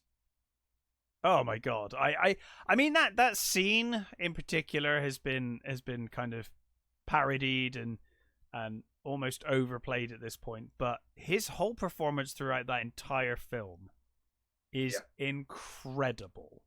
Yeah, he's every time he's on screen, you're just drawn to him. Yes, really drawn to him, and I love him as Bud. I think he's really good as Bud. He's great, and he's actually pretty understated for a lot of that. Yeah, he really is.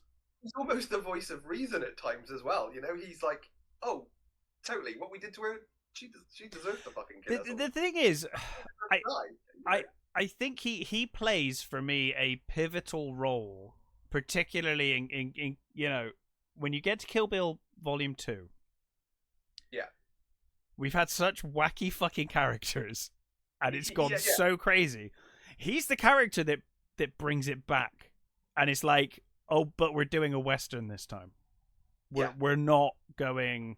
He has this great way of you know, he still fits in the world of these crazy characters, but he does something in the early parts of that movie where it kind of resets, and it's like, okay, it's a different pace, and Michael Madsen's here to bring us back to earth, and to get a bit more gritty and a bit more, you know, it works somehow. He's great, because you had this big setup of these killers, who, you know, international, jetting off everywhere, killing people all over the world, all that sort of stuff.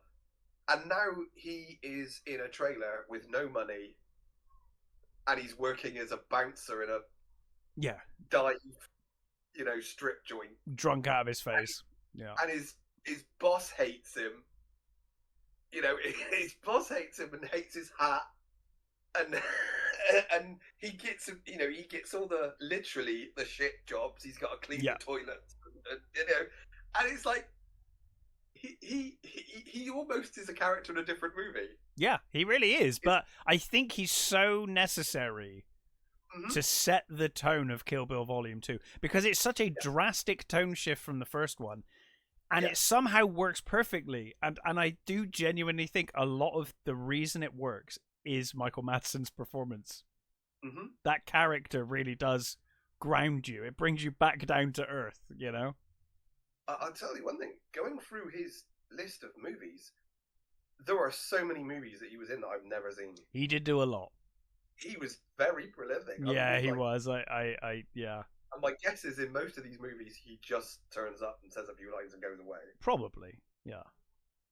And I mean, most of these movies here I've never bloody heard of. Waking Karma, Grace, Demon Pit, Numbers, Wraith Within, Crime Boss Rock. I mean, the titles alone. Yeah, Assault on Hill 400, The Lurking Fear. Ooh, that's a good one. That sounds like a Hammer movie. The Lurking Fear. Isn't that Cthulhu? I mean, I would guess it probably is. Who shoots a reality shoot at an abandoned mental institute.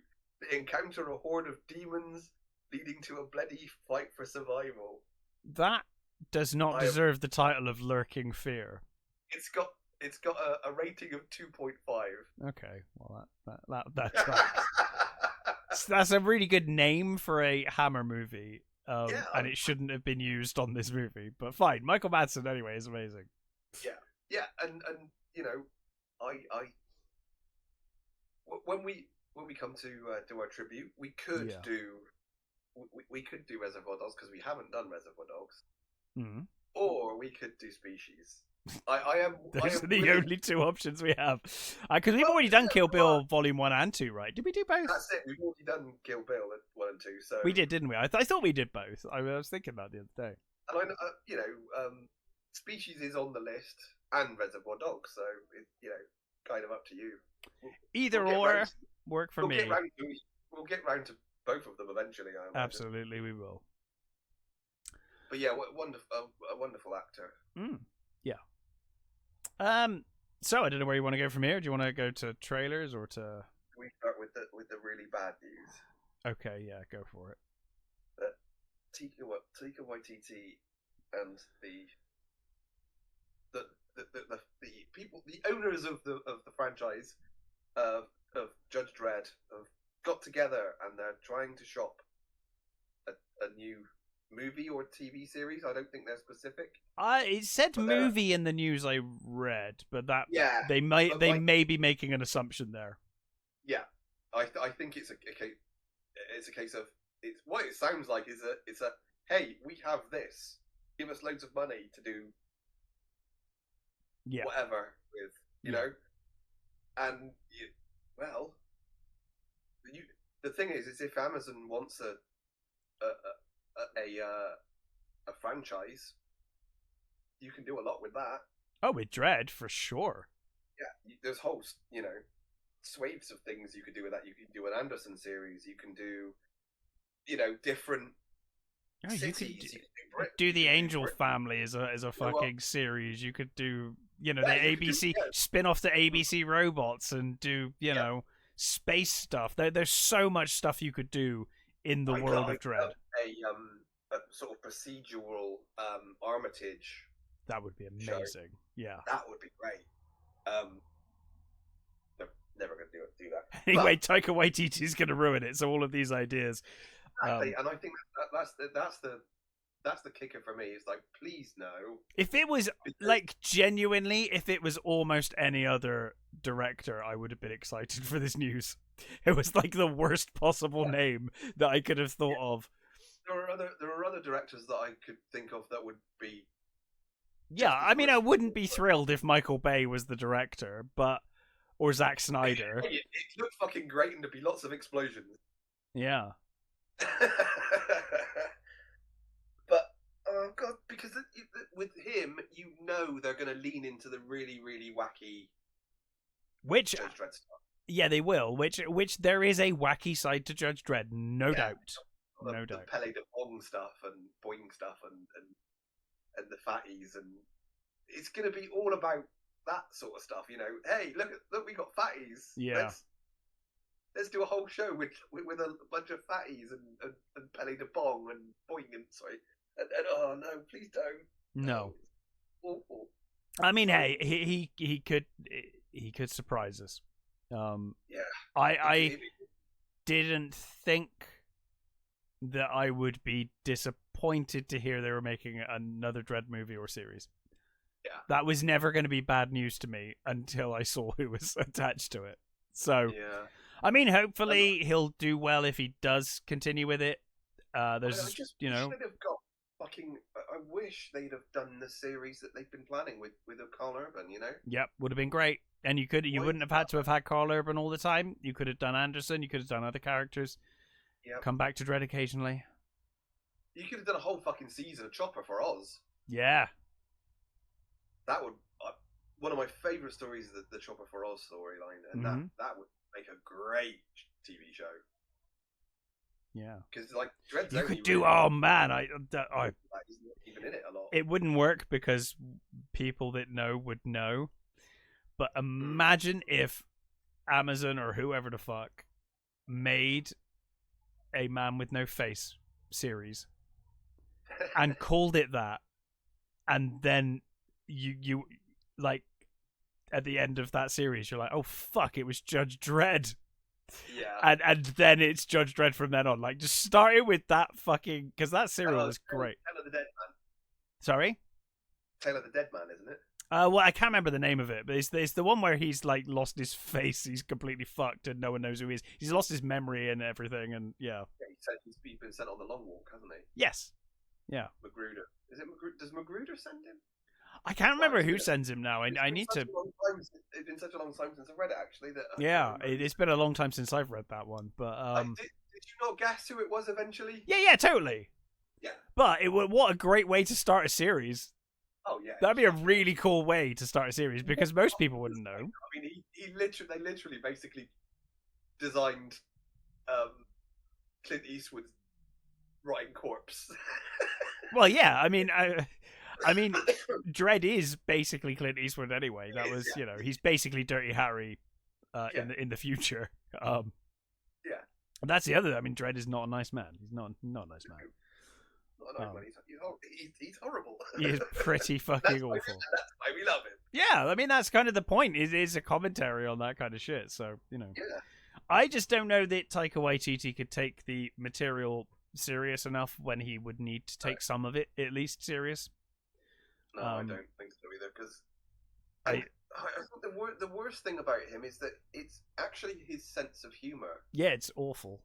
He finds the stupidest shit funny. I still blame him and just hammers it.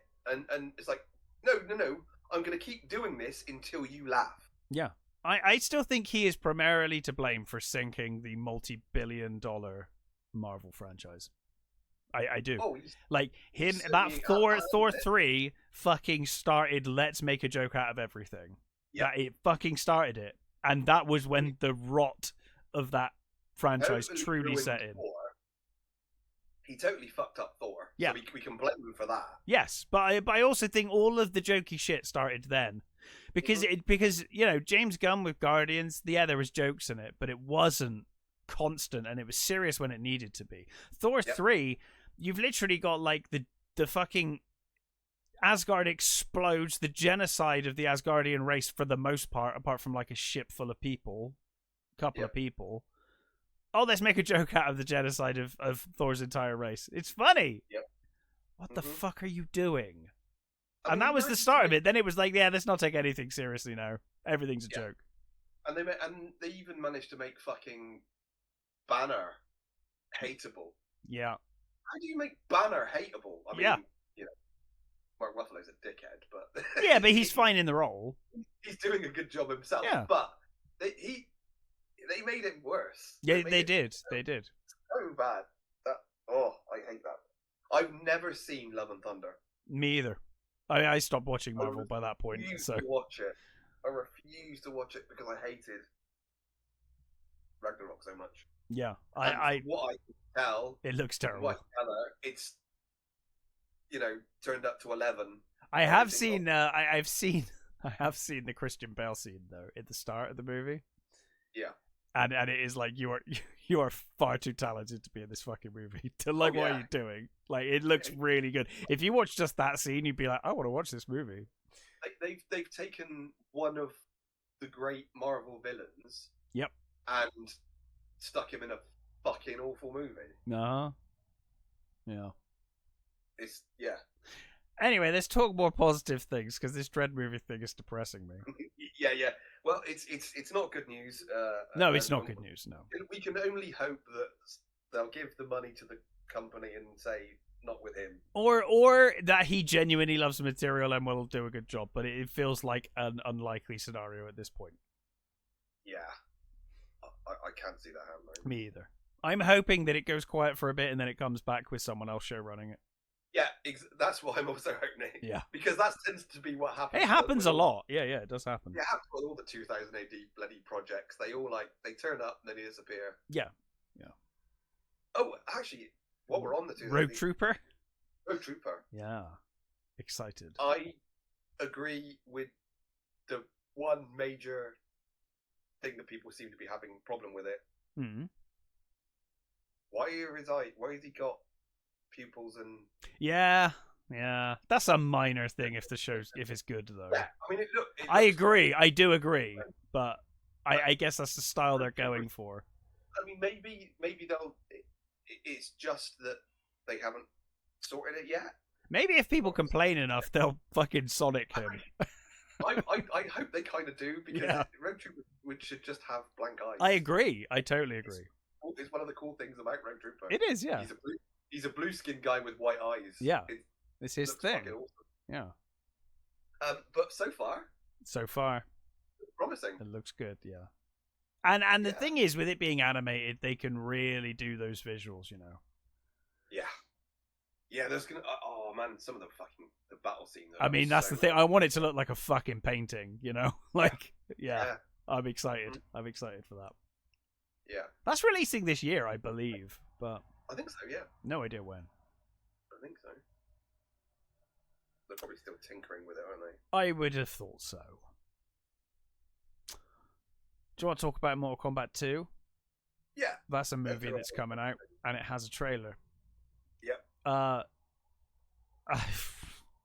Sure. I loved the fucking teaser. I like the first one. Me too. Let's say when we say the first one, the first one. No, Christopher Lambert. Yeah. No. I love that one too. But yeah. No. I enjoyed the first one. I fucking hated Cole or whatever the fuck his name is. Yeah, I don't. He's not in this or barely. Is he even in this trailer? I don't even know if he's in it. So that made me happy.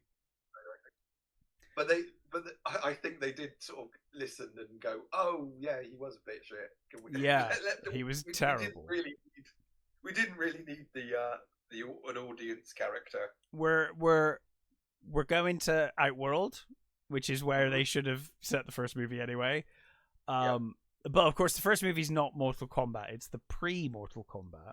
Yeah, which is but fine. But I have to say, as much as I did enjoy Mortal Kombat 20, whatever it was, I can't help but say that your big fight with Goro happening in someone's back garden is a bit disappointing.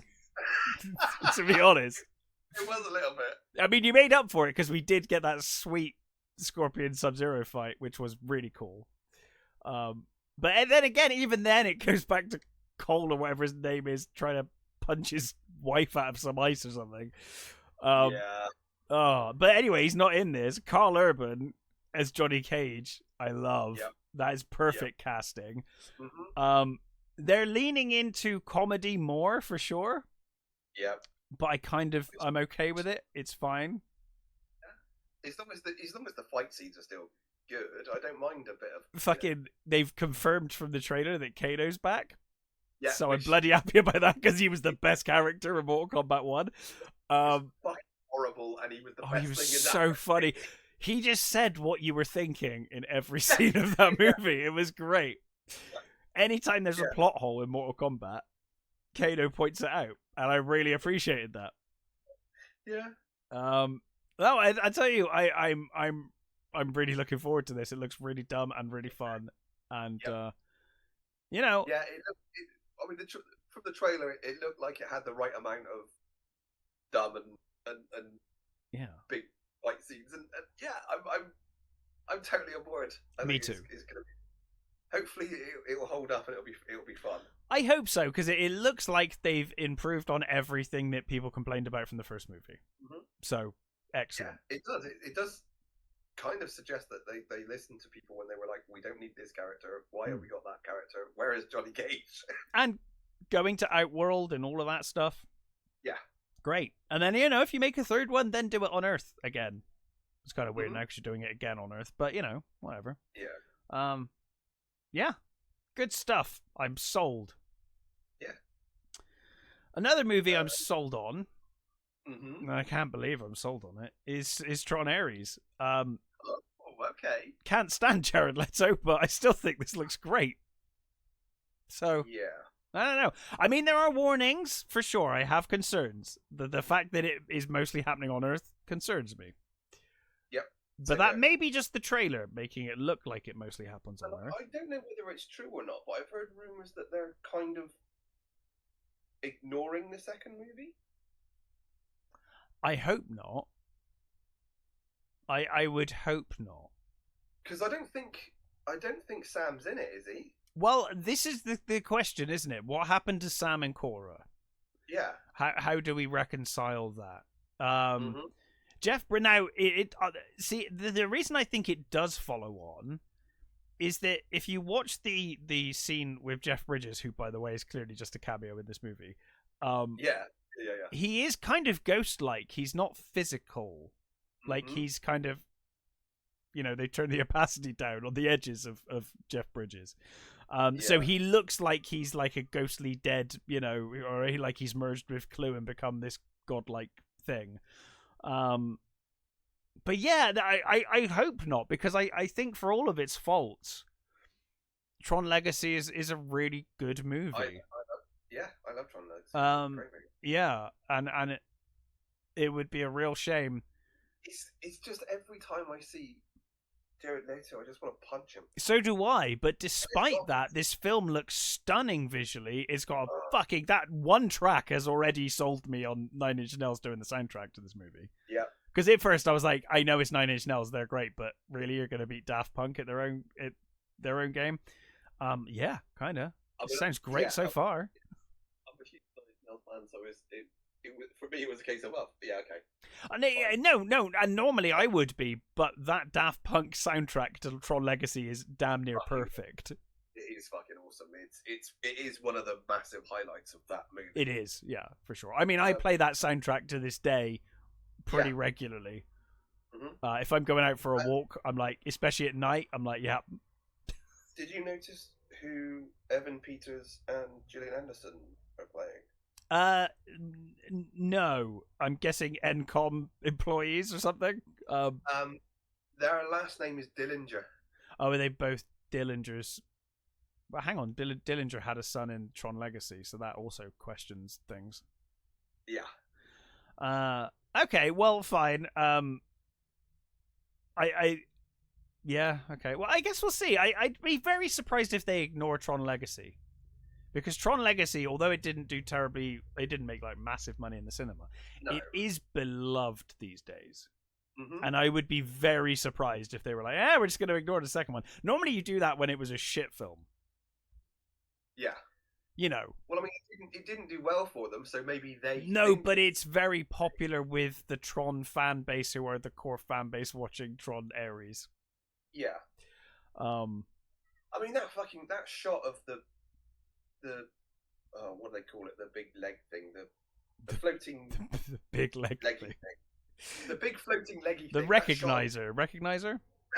Yeah, the shot of them firing off all those. Oh, that was amazing. Firing off is fucking awesome. I mean, I just love the shot of it moving between the buildings. Yeah, that looks incredible. I cannot fault. Visually, no. The visuals. No. The visuals look amazing. Including, by the way, I love that wherever the fuck Flynn's ghost palace is, I love that it's all the style of the original Tron there.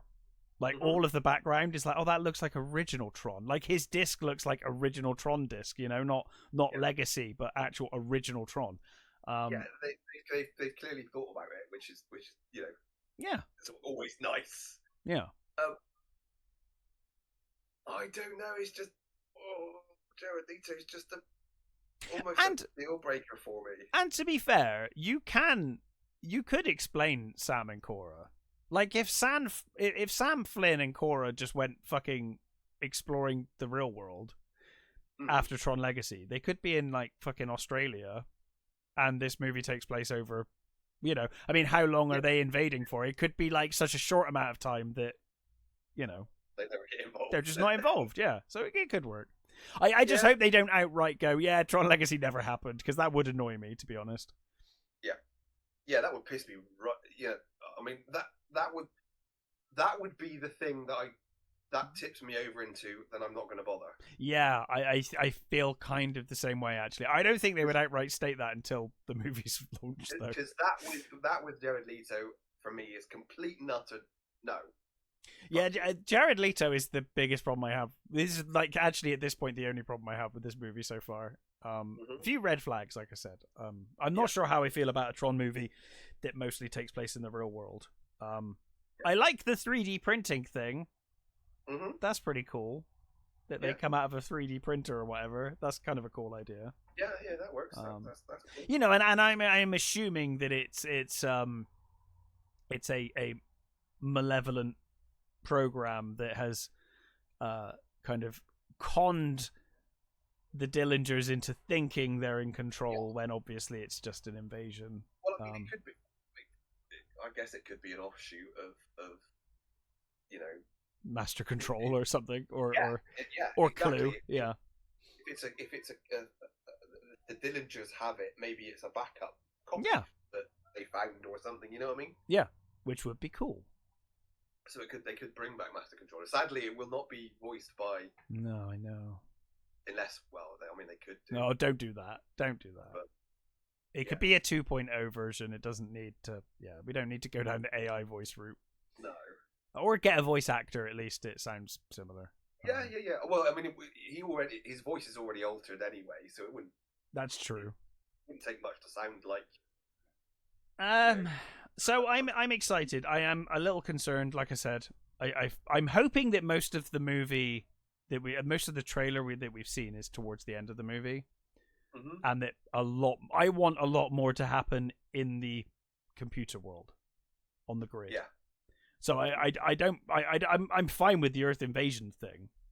Yeah. I just don't want it to be all Earth. I would like there to be a lot on the grid. And I've kind of made peace with the fact that Jeff Bridges is probably in one scene and we've just seen it. I'm kind of at peace with that. It's fine. Yeah. So we'll see.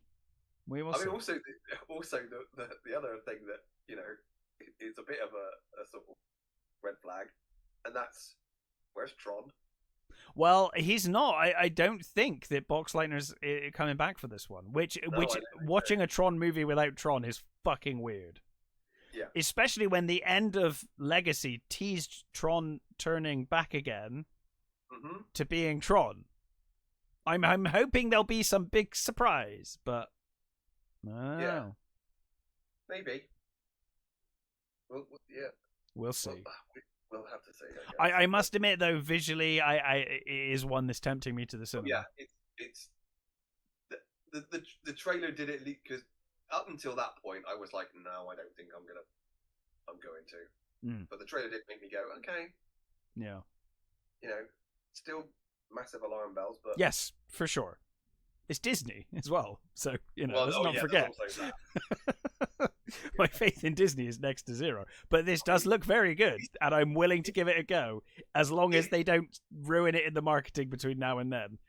The funniest thing about that, though, is at least they're only ruining one of their own fucking properties. That is very true. It's not somebody else's fucking property, so not that I'm saying it's justified. I'm just saying. No, you're right though. I mean, Tron. I love Tron, the original Tron. Mm-hmm. It's in me. If I had a top 10, it would be in it. I know how much you love that. I love that movie. We did a good in-depth review of that movie actually. We did. We happened. Yeah. I would like it to be good if they're going to do it. So, from one potential disaster to one absolute fucking disaster. Oh, go on. The Red Sonja trailer. Oh, fuck, I forgot we were doing that. Yeah, fuck me. What a shit trailer. They didn't even bother color grading it. Like, it looks like they just couldn't be fucked, is what it looks like to me. I think it was Tom from Midnight's Edge said it looks like a sizzle reel. It's not a trailer, it's a sizzle reel. It doesn't even look like a good sizzle reel to me. It looks half finished and half-assed. One of the dumbest things in that fucking trailer is that Sonja complains about the outfit, right? She's like, this isn't going to protect me from anything. And then the guy's like, yeah, but the crowd will love it, basically, is TNA. For the crowd, right? Fine. And you know what? I love that it works. If you have the character criticize that, totally fine with that. You cannot then have her wearing that for the rest of the movie, which clearly she's fucking doing. Because in the end of the film, she's wearing a bit more armor, but it's clearly still practically a fucking thong. And you're like, a character that complains about it in scene fucking Act 1 cannot be then going, oh yeah, I'll just keep wearing that in Act 3. What the fuck are you doing? In your own trailer, you've contradicted your own character. I mean, obviously she wore, obviously in terms of the source material. But if you're going to draw attention to it, then you have to fucking pay that off. Yeah. And have her not wear that later. Which everything in the trailer would lead me to believe she still does anyway.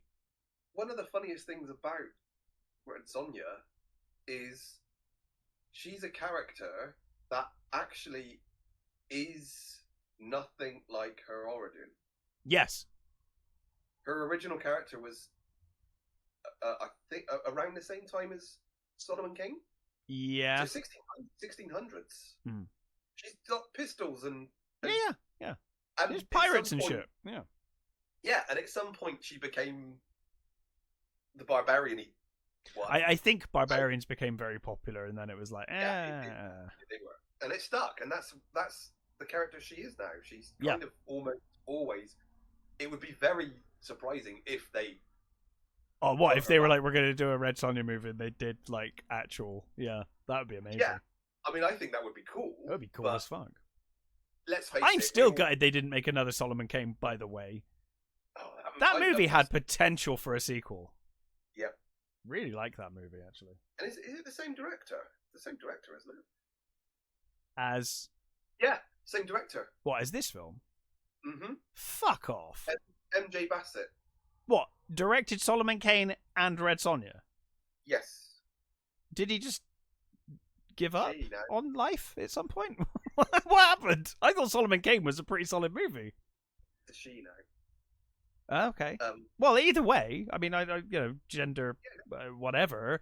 I'm just surprised that because Solomon Kane is, I think, a really well-made movie. Yeah, my guess is that she hasn't had much to do with it. Maybe. Well, I don't know. I would hope not, because she was super talented. I thought Solomon Kane was a really good. Hang on, I'm gonna have to. I love Solomon Kane. Me too.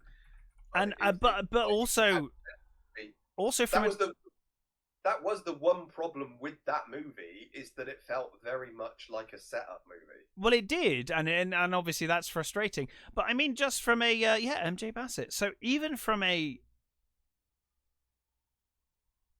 even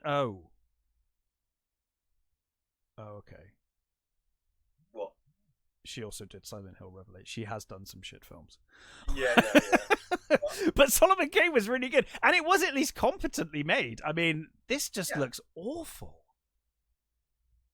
I mean, it looks like sub fucking par asylum shit. Well, I think there's been a lot of rewrites, because I think at some point it was probably going to be big feminist stuff.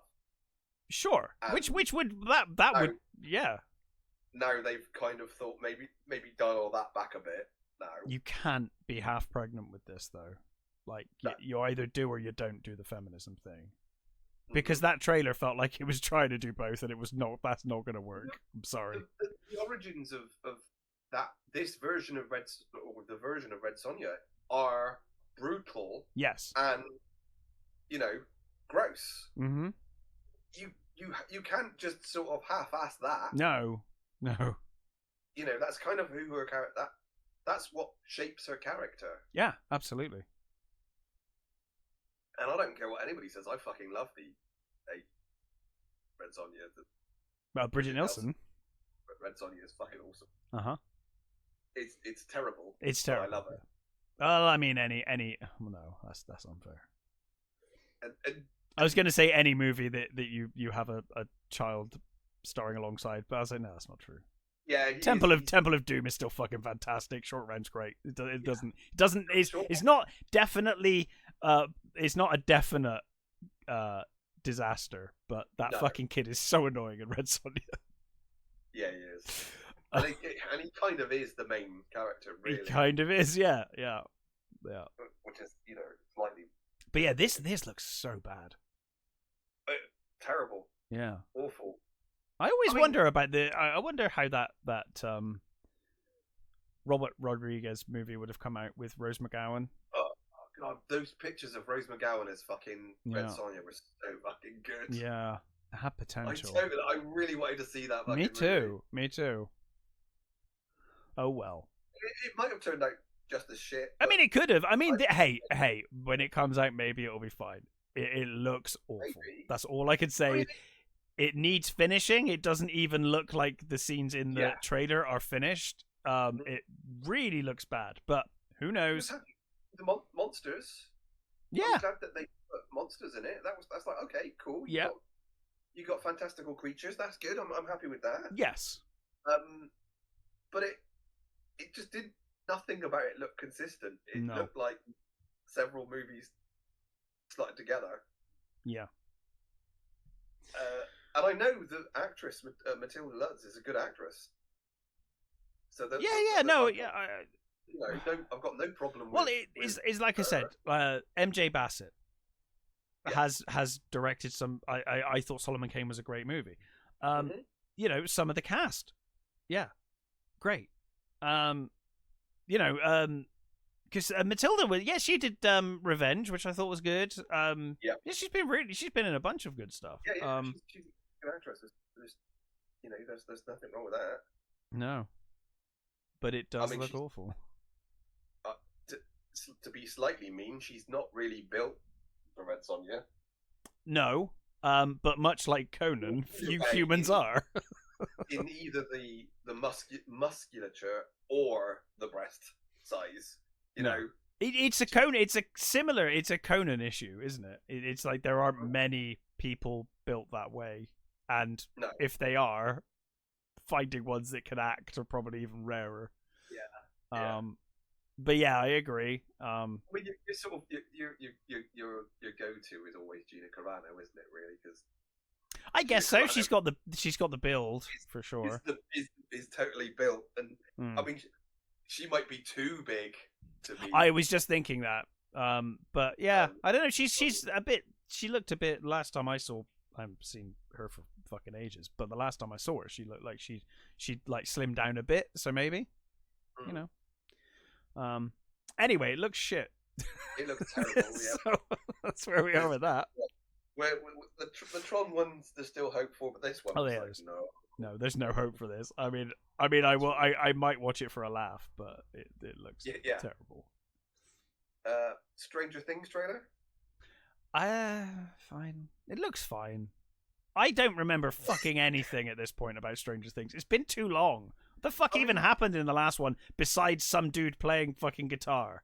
Like, I genuinely do not remember what happened. So I feel like I need to go back and watch it. It's been like 4 years or something. The stuff with Eddie is some of the best stuff they've done. No, it is, totally. And I'm glad that his gravestone's in this or whatever. It's got blood on it, whatever. He got a really good, end. It was fantastic and it was iconic, and I know why it's been, That's one of the main things that Stranger Things has always suffered from, is that the directors do not want to kill off their kids. No, and they at least did that one very well. Yeah, it's a cop out because he wasn't a main kid. Yeah, Yeah, and he clearly as soon as he turned up, you're like, cannon fodder. Hello. yeah. At this point, at least. Oh, hi! I'm the new kid in school. Right. Okay. Yeah. At this point, at least 2 of the kids should be fucking dead by now, I'm sure. Oh my god, yes. But I mean, personally, I feel like, and this is just me probably being an asshole. I feel like they should have killed off 11, because then that would have really left them like, fuck, we've lost our one super powered fucking person. Like, how the fuck are we gonna do with this shit now? Yeah. Yeah, absolutely. If you were gonna kill one off, I mean, it would certainly have the most impact on the show. Yeah. Because she's kind of the heart of the show. You kill. Yeah. And then you deal with the the family's mourning and trying to Yeah. I don't know. It looks like a fine trailer. I just don't. They're all way too old now.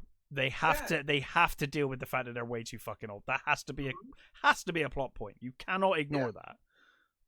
It was fucking pushing it last time. Now it's like, no, they're fucking 35 or something. I don't know.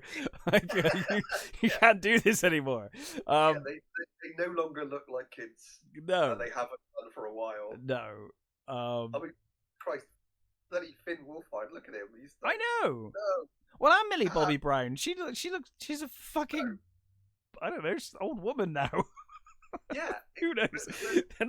I mean, they're what? They must be in their 20s, right? Being in all seriousness, they're in their 20s. I know.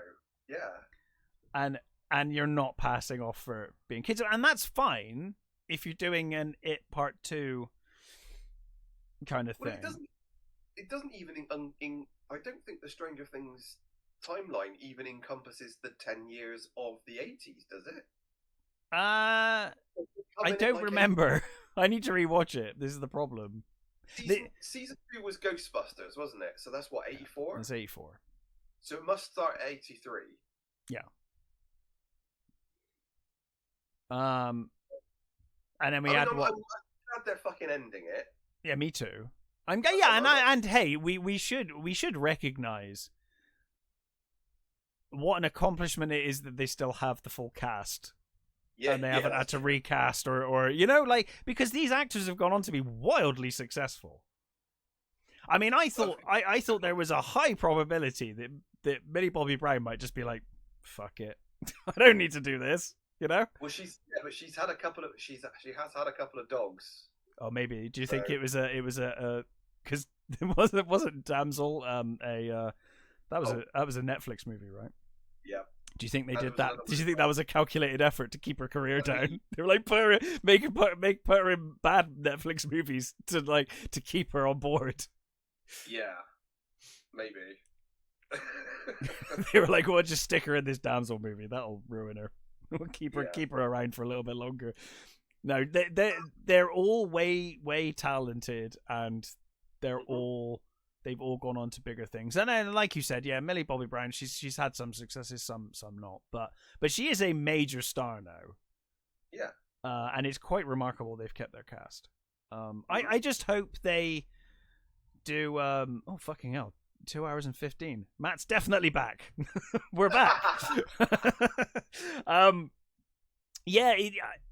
I just hope they acknowledge the age. They have to. They fucking have to. I don't think they are. I think they're just going to ignore it. Oh, jeez, they cannot ignore that anymore.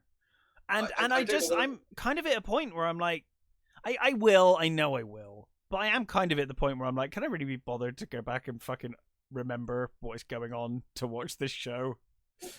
That I've thought about that too. I will though. I know I'll at least watch. I'll watch the last season. And watch the whole lot again. Yeah. And then you look at it and you go, oh, it's a lot though, and there was a lot of shit in there as well. I know it's a lot. It becomes very hit and miss in the middle. Maybe I could rewatch it and skip all the episodes that I know are trash. Like fast forward through it, but just enough to remember, Season 1, half of season 2. Yeah. And bits of season 3. Yeah. I mean, I'm still kind of excited. I want to see how it ends. Oh, me too. And that's the thing. I joke about it, but I will watch it, obviously, and I will catch up with it. It's just, I just think the gap has been too long, and I'm too old to remember this shit. So the thing is that all the characters are lovable. They're amazing. Yeah.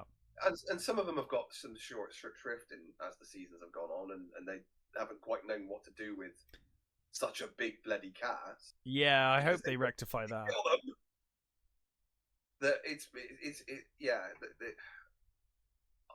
I hope they stick the landing, but we'll see. It's not that far away now, so yeah.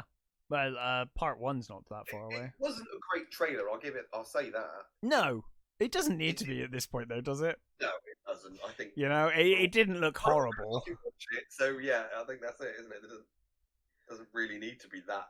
Find pop song, do morose cover of pop song. Yeah. It's very cookie cutter Stranger Things. It's like, okay, how do we make a Stranger Things trailer? Well, these are the ingredients we need for a Stranger Things trailer. That was one of the things that made me massively happy in the last season, is that young people got to know who Kate Bush is. Yeah. Was that the last season or the season before? No, that was last season. Was it really? I thought last season was Metallica. I thought they only did one. There was that too, yeah, but was that both that season? I think Kate Bush is a much nicher audience, especially. Oh, for sure, yeah, for sure. For some reason I thought that was the season before, but no, because it was her. The tune that she kept playing to herself, wasn't it? Oh, that's right. To keep her grounded. Yeah, it is locked away back there. Maybe I can remember this. Maybe I could just read Wikipedia. That could work. I mean, that might be a good idea.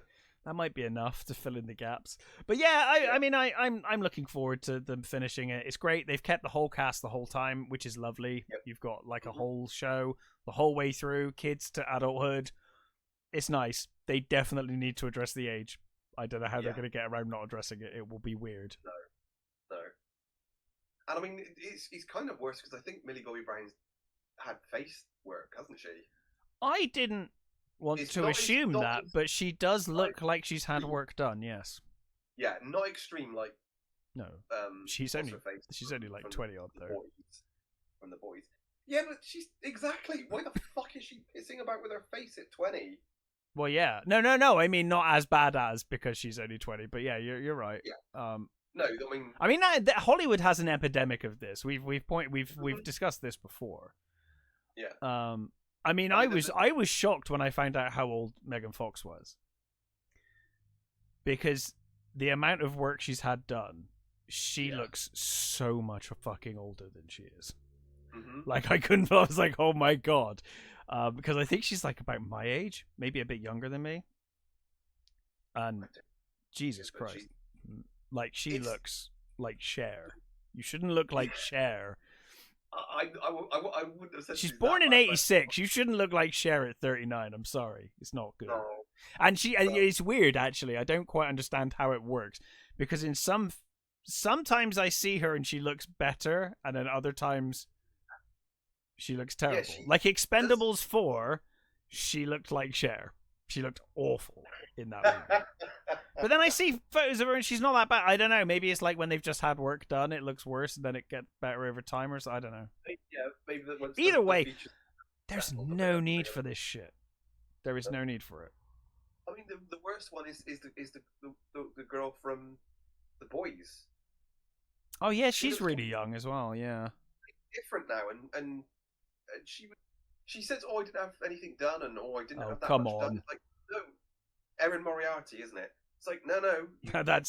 That's a ridiculous claim. Unless you're like Mark Hamill and like, oh, I had a car crash. Fair enough, yeah. You know. No, your face does not look the same anymore. No, you clearly had work done. Yeah, totally. And I mean, I just don't see a need for it at any age. To be honest, I don't really understand why. I understand why but I think the unnecessary pressure is awful. And unneeded. Yeah, it is. I mean, like Nicole Kidman was another perfect example. I mean, I find that distracting during The Northman. Really distracting. Her teeth are the distracting thing for me, because every time she sort of opens her mouth to speak, sometimes. Well, sorry, every time. That's very bad grammar there, Matt. I know what you meant. When she opens her mouth sometimes to speak, her teeth are so distracting and like, they're just not. No, that's just not normal. That looks like you have somebody else's teeth in your mouth. She might do. I mean, her whole face is just, oh God. And the thing is, you look at someone like that, and you're like, oh, fucking Nicole Kidman was one of the most attractive women on the planet. Mm-hmm. And if she just aged gracefully, she'd just be gorgeous for her age now. Like, there's no need for it. But contemporary and person who used to live at one point, they were living together. Naomi Watts. Yes, there you go. She's aging really well. Yeah. And and if you're getting work done, then you're getting minimal work done. But it's 20 odd, like fucking hell, man. We also have to acknowledge that people's genes are different, and some people age worse than others. Obviously, that is the lottery of life. Yes, the human condition. Yeah, and so I understand if you want to have a few fillers, maybe a few like. I mean, let's not pretend this is just a female thing. I mean, plenty of guys get work done in Hollywood too. I mean, Chris, Tom Cruise, for fuck's sake. Oh man, it always blows my mind how like people always are like they'll criticize women for getting work done, but then be like, oh my god, Tom Cruise, he still looks great. He's barely aging. I'm like, he's clearly had loads of fucking work done. What are you talking about? Tom Cruise, though, he had some work done. He looked terrible for a brief period. Yeah, and then he must have had work done to put it right. Yeah, being like one of the richest men on the planet probably pays off.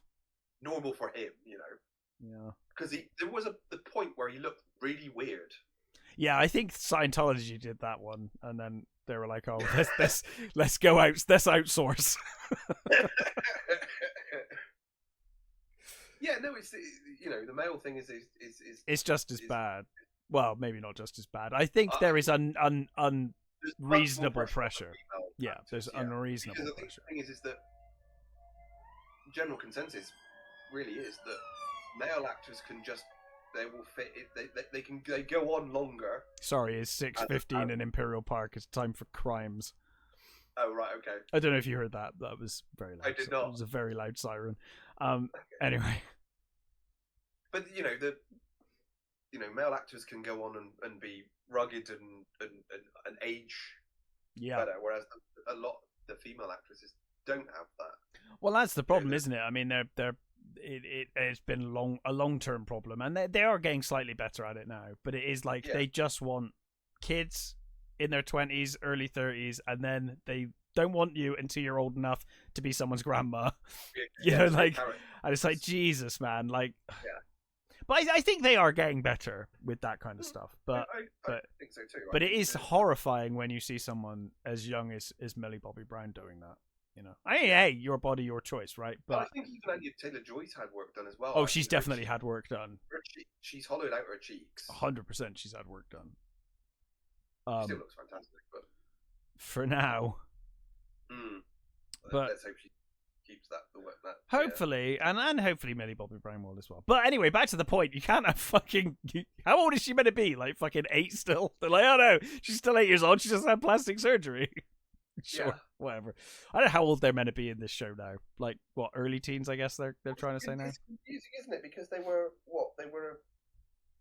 high schoolers. What year is this set? Well, that's it. I don't remember how many years have passed. Have they stopped saying anything about season 5? There we go. I don't know. Yeah. When is it even set? Because after the 4th season in the fall of 1987. So the 4th season was 87. Yeah. That is not enough time for the age that they were in the last. The gap between when she went off to live away for a bit, or they went off to live for. When they did have that, they did use that as an actual gap, didn't they? Yeah. So I think they did say, "Oh, a year has passed." Mm-hmm. So I think they did that for that. But that's not enough. 87. If we started in 84, there's not enough years for the amount of age that's going on. So I don't know. Anyway, they did. We'll see. The trailer looked fine. It looked like Stranger Things. And we will watch it. Yeah. I think that's about it, right? Yeah. Are we up to date? Nothing else. No. What are we doing next time, Matt? What do you want to do? Shall we do Angels? I'm perfectly happy to do Angels with Dirty Faces if you are. Yeah, let's do that. Sounds good to me. I thoroughly enjoyed rewatching it, so I will thoroughly enjoy rewatching it again. Because my memory is that bad. So yeah. No, I think it's probably a good idea. Great. We will be back next time with Angels with Dirty Faces. Until then, stay safe, take care, and we will catch you next time. Bye.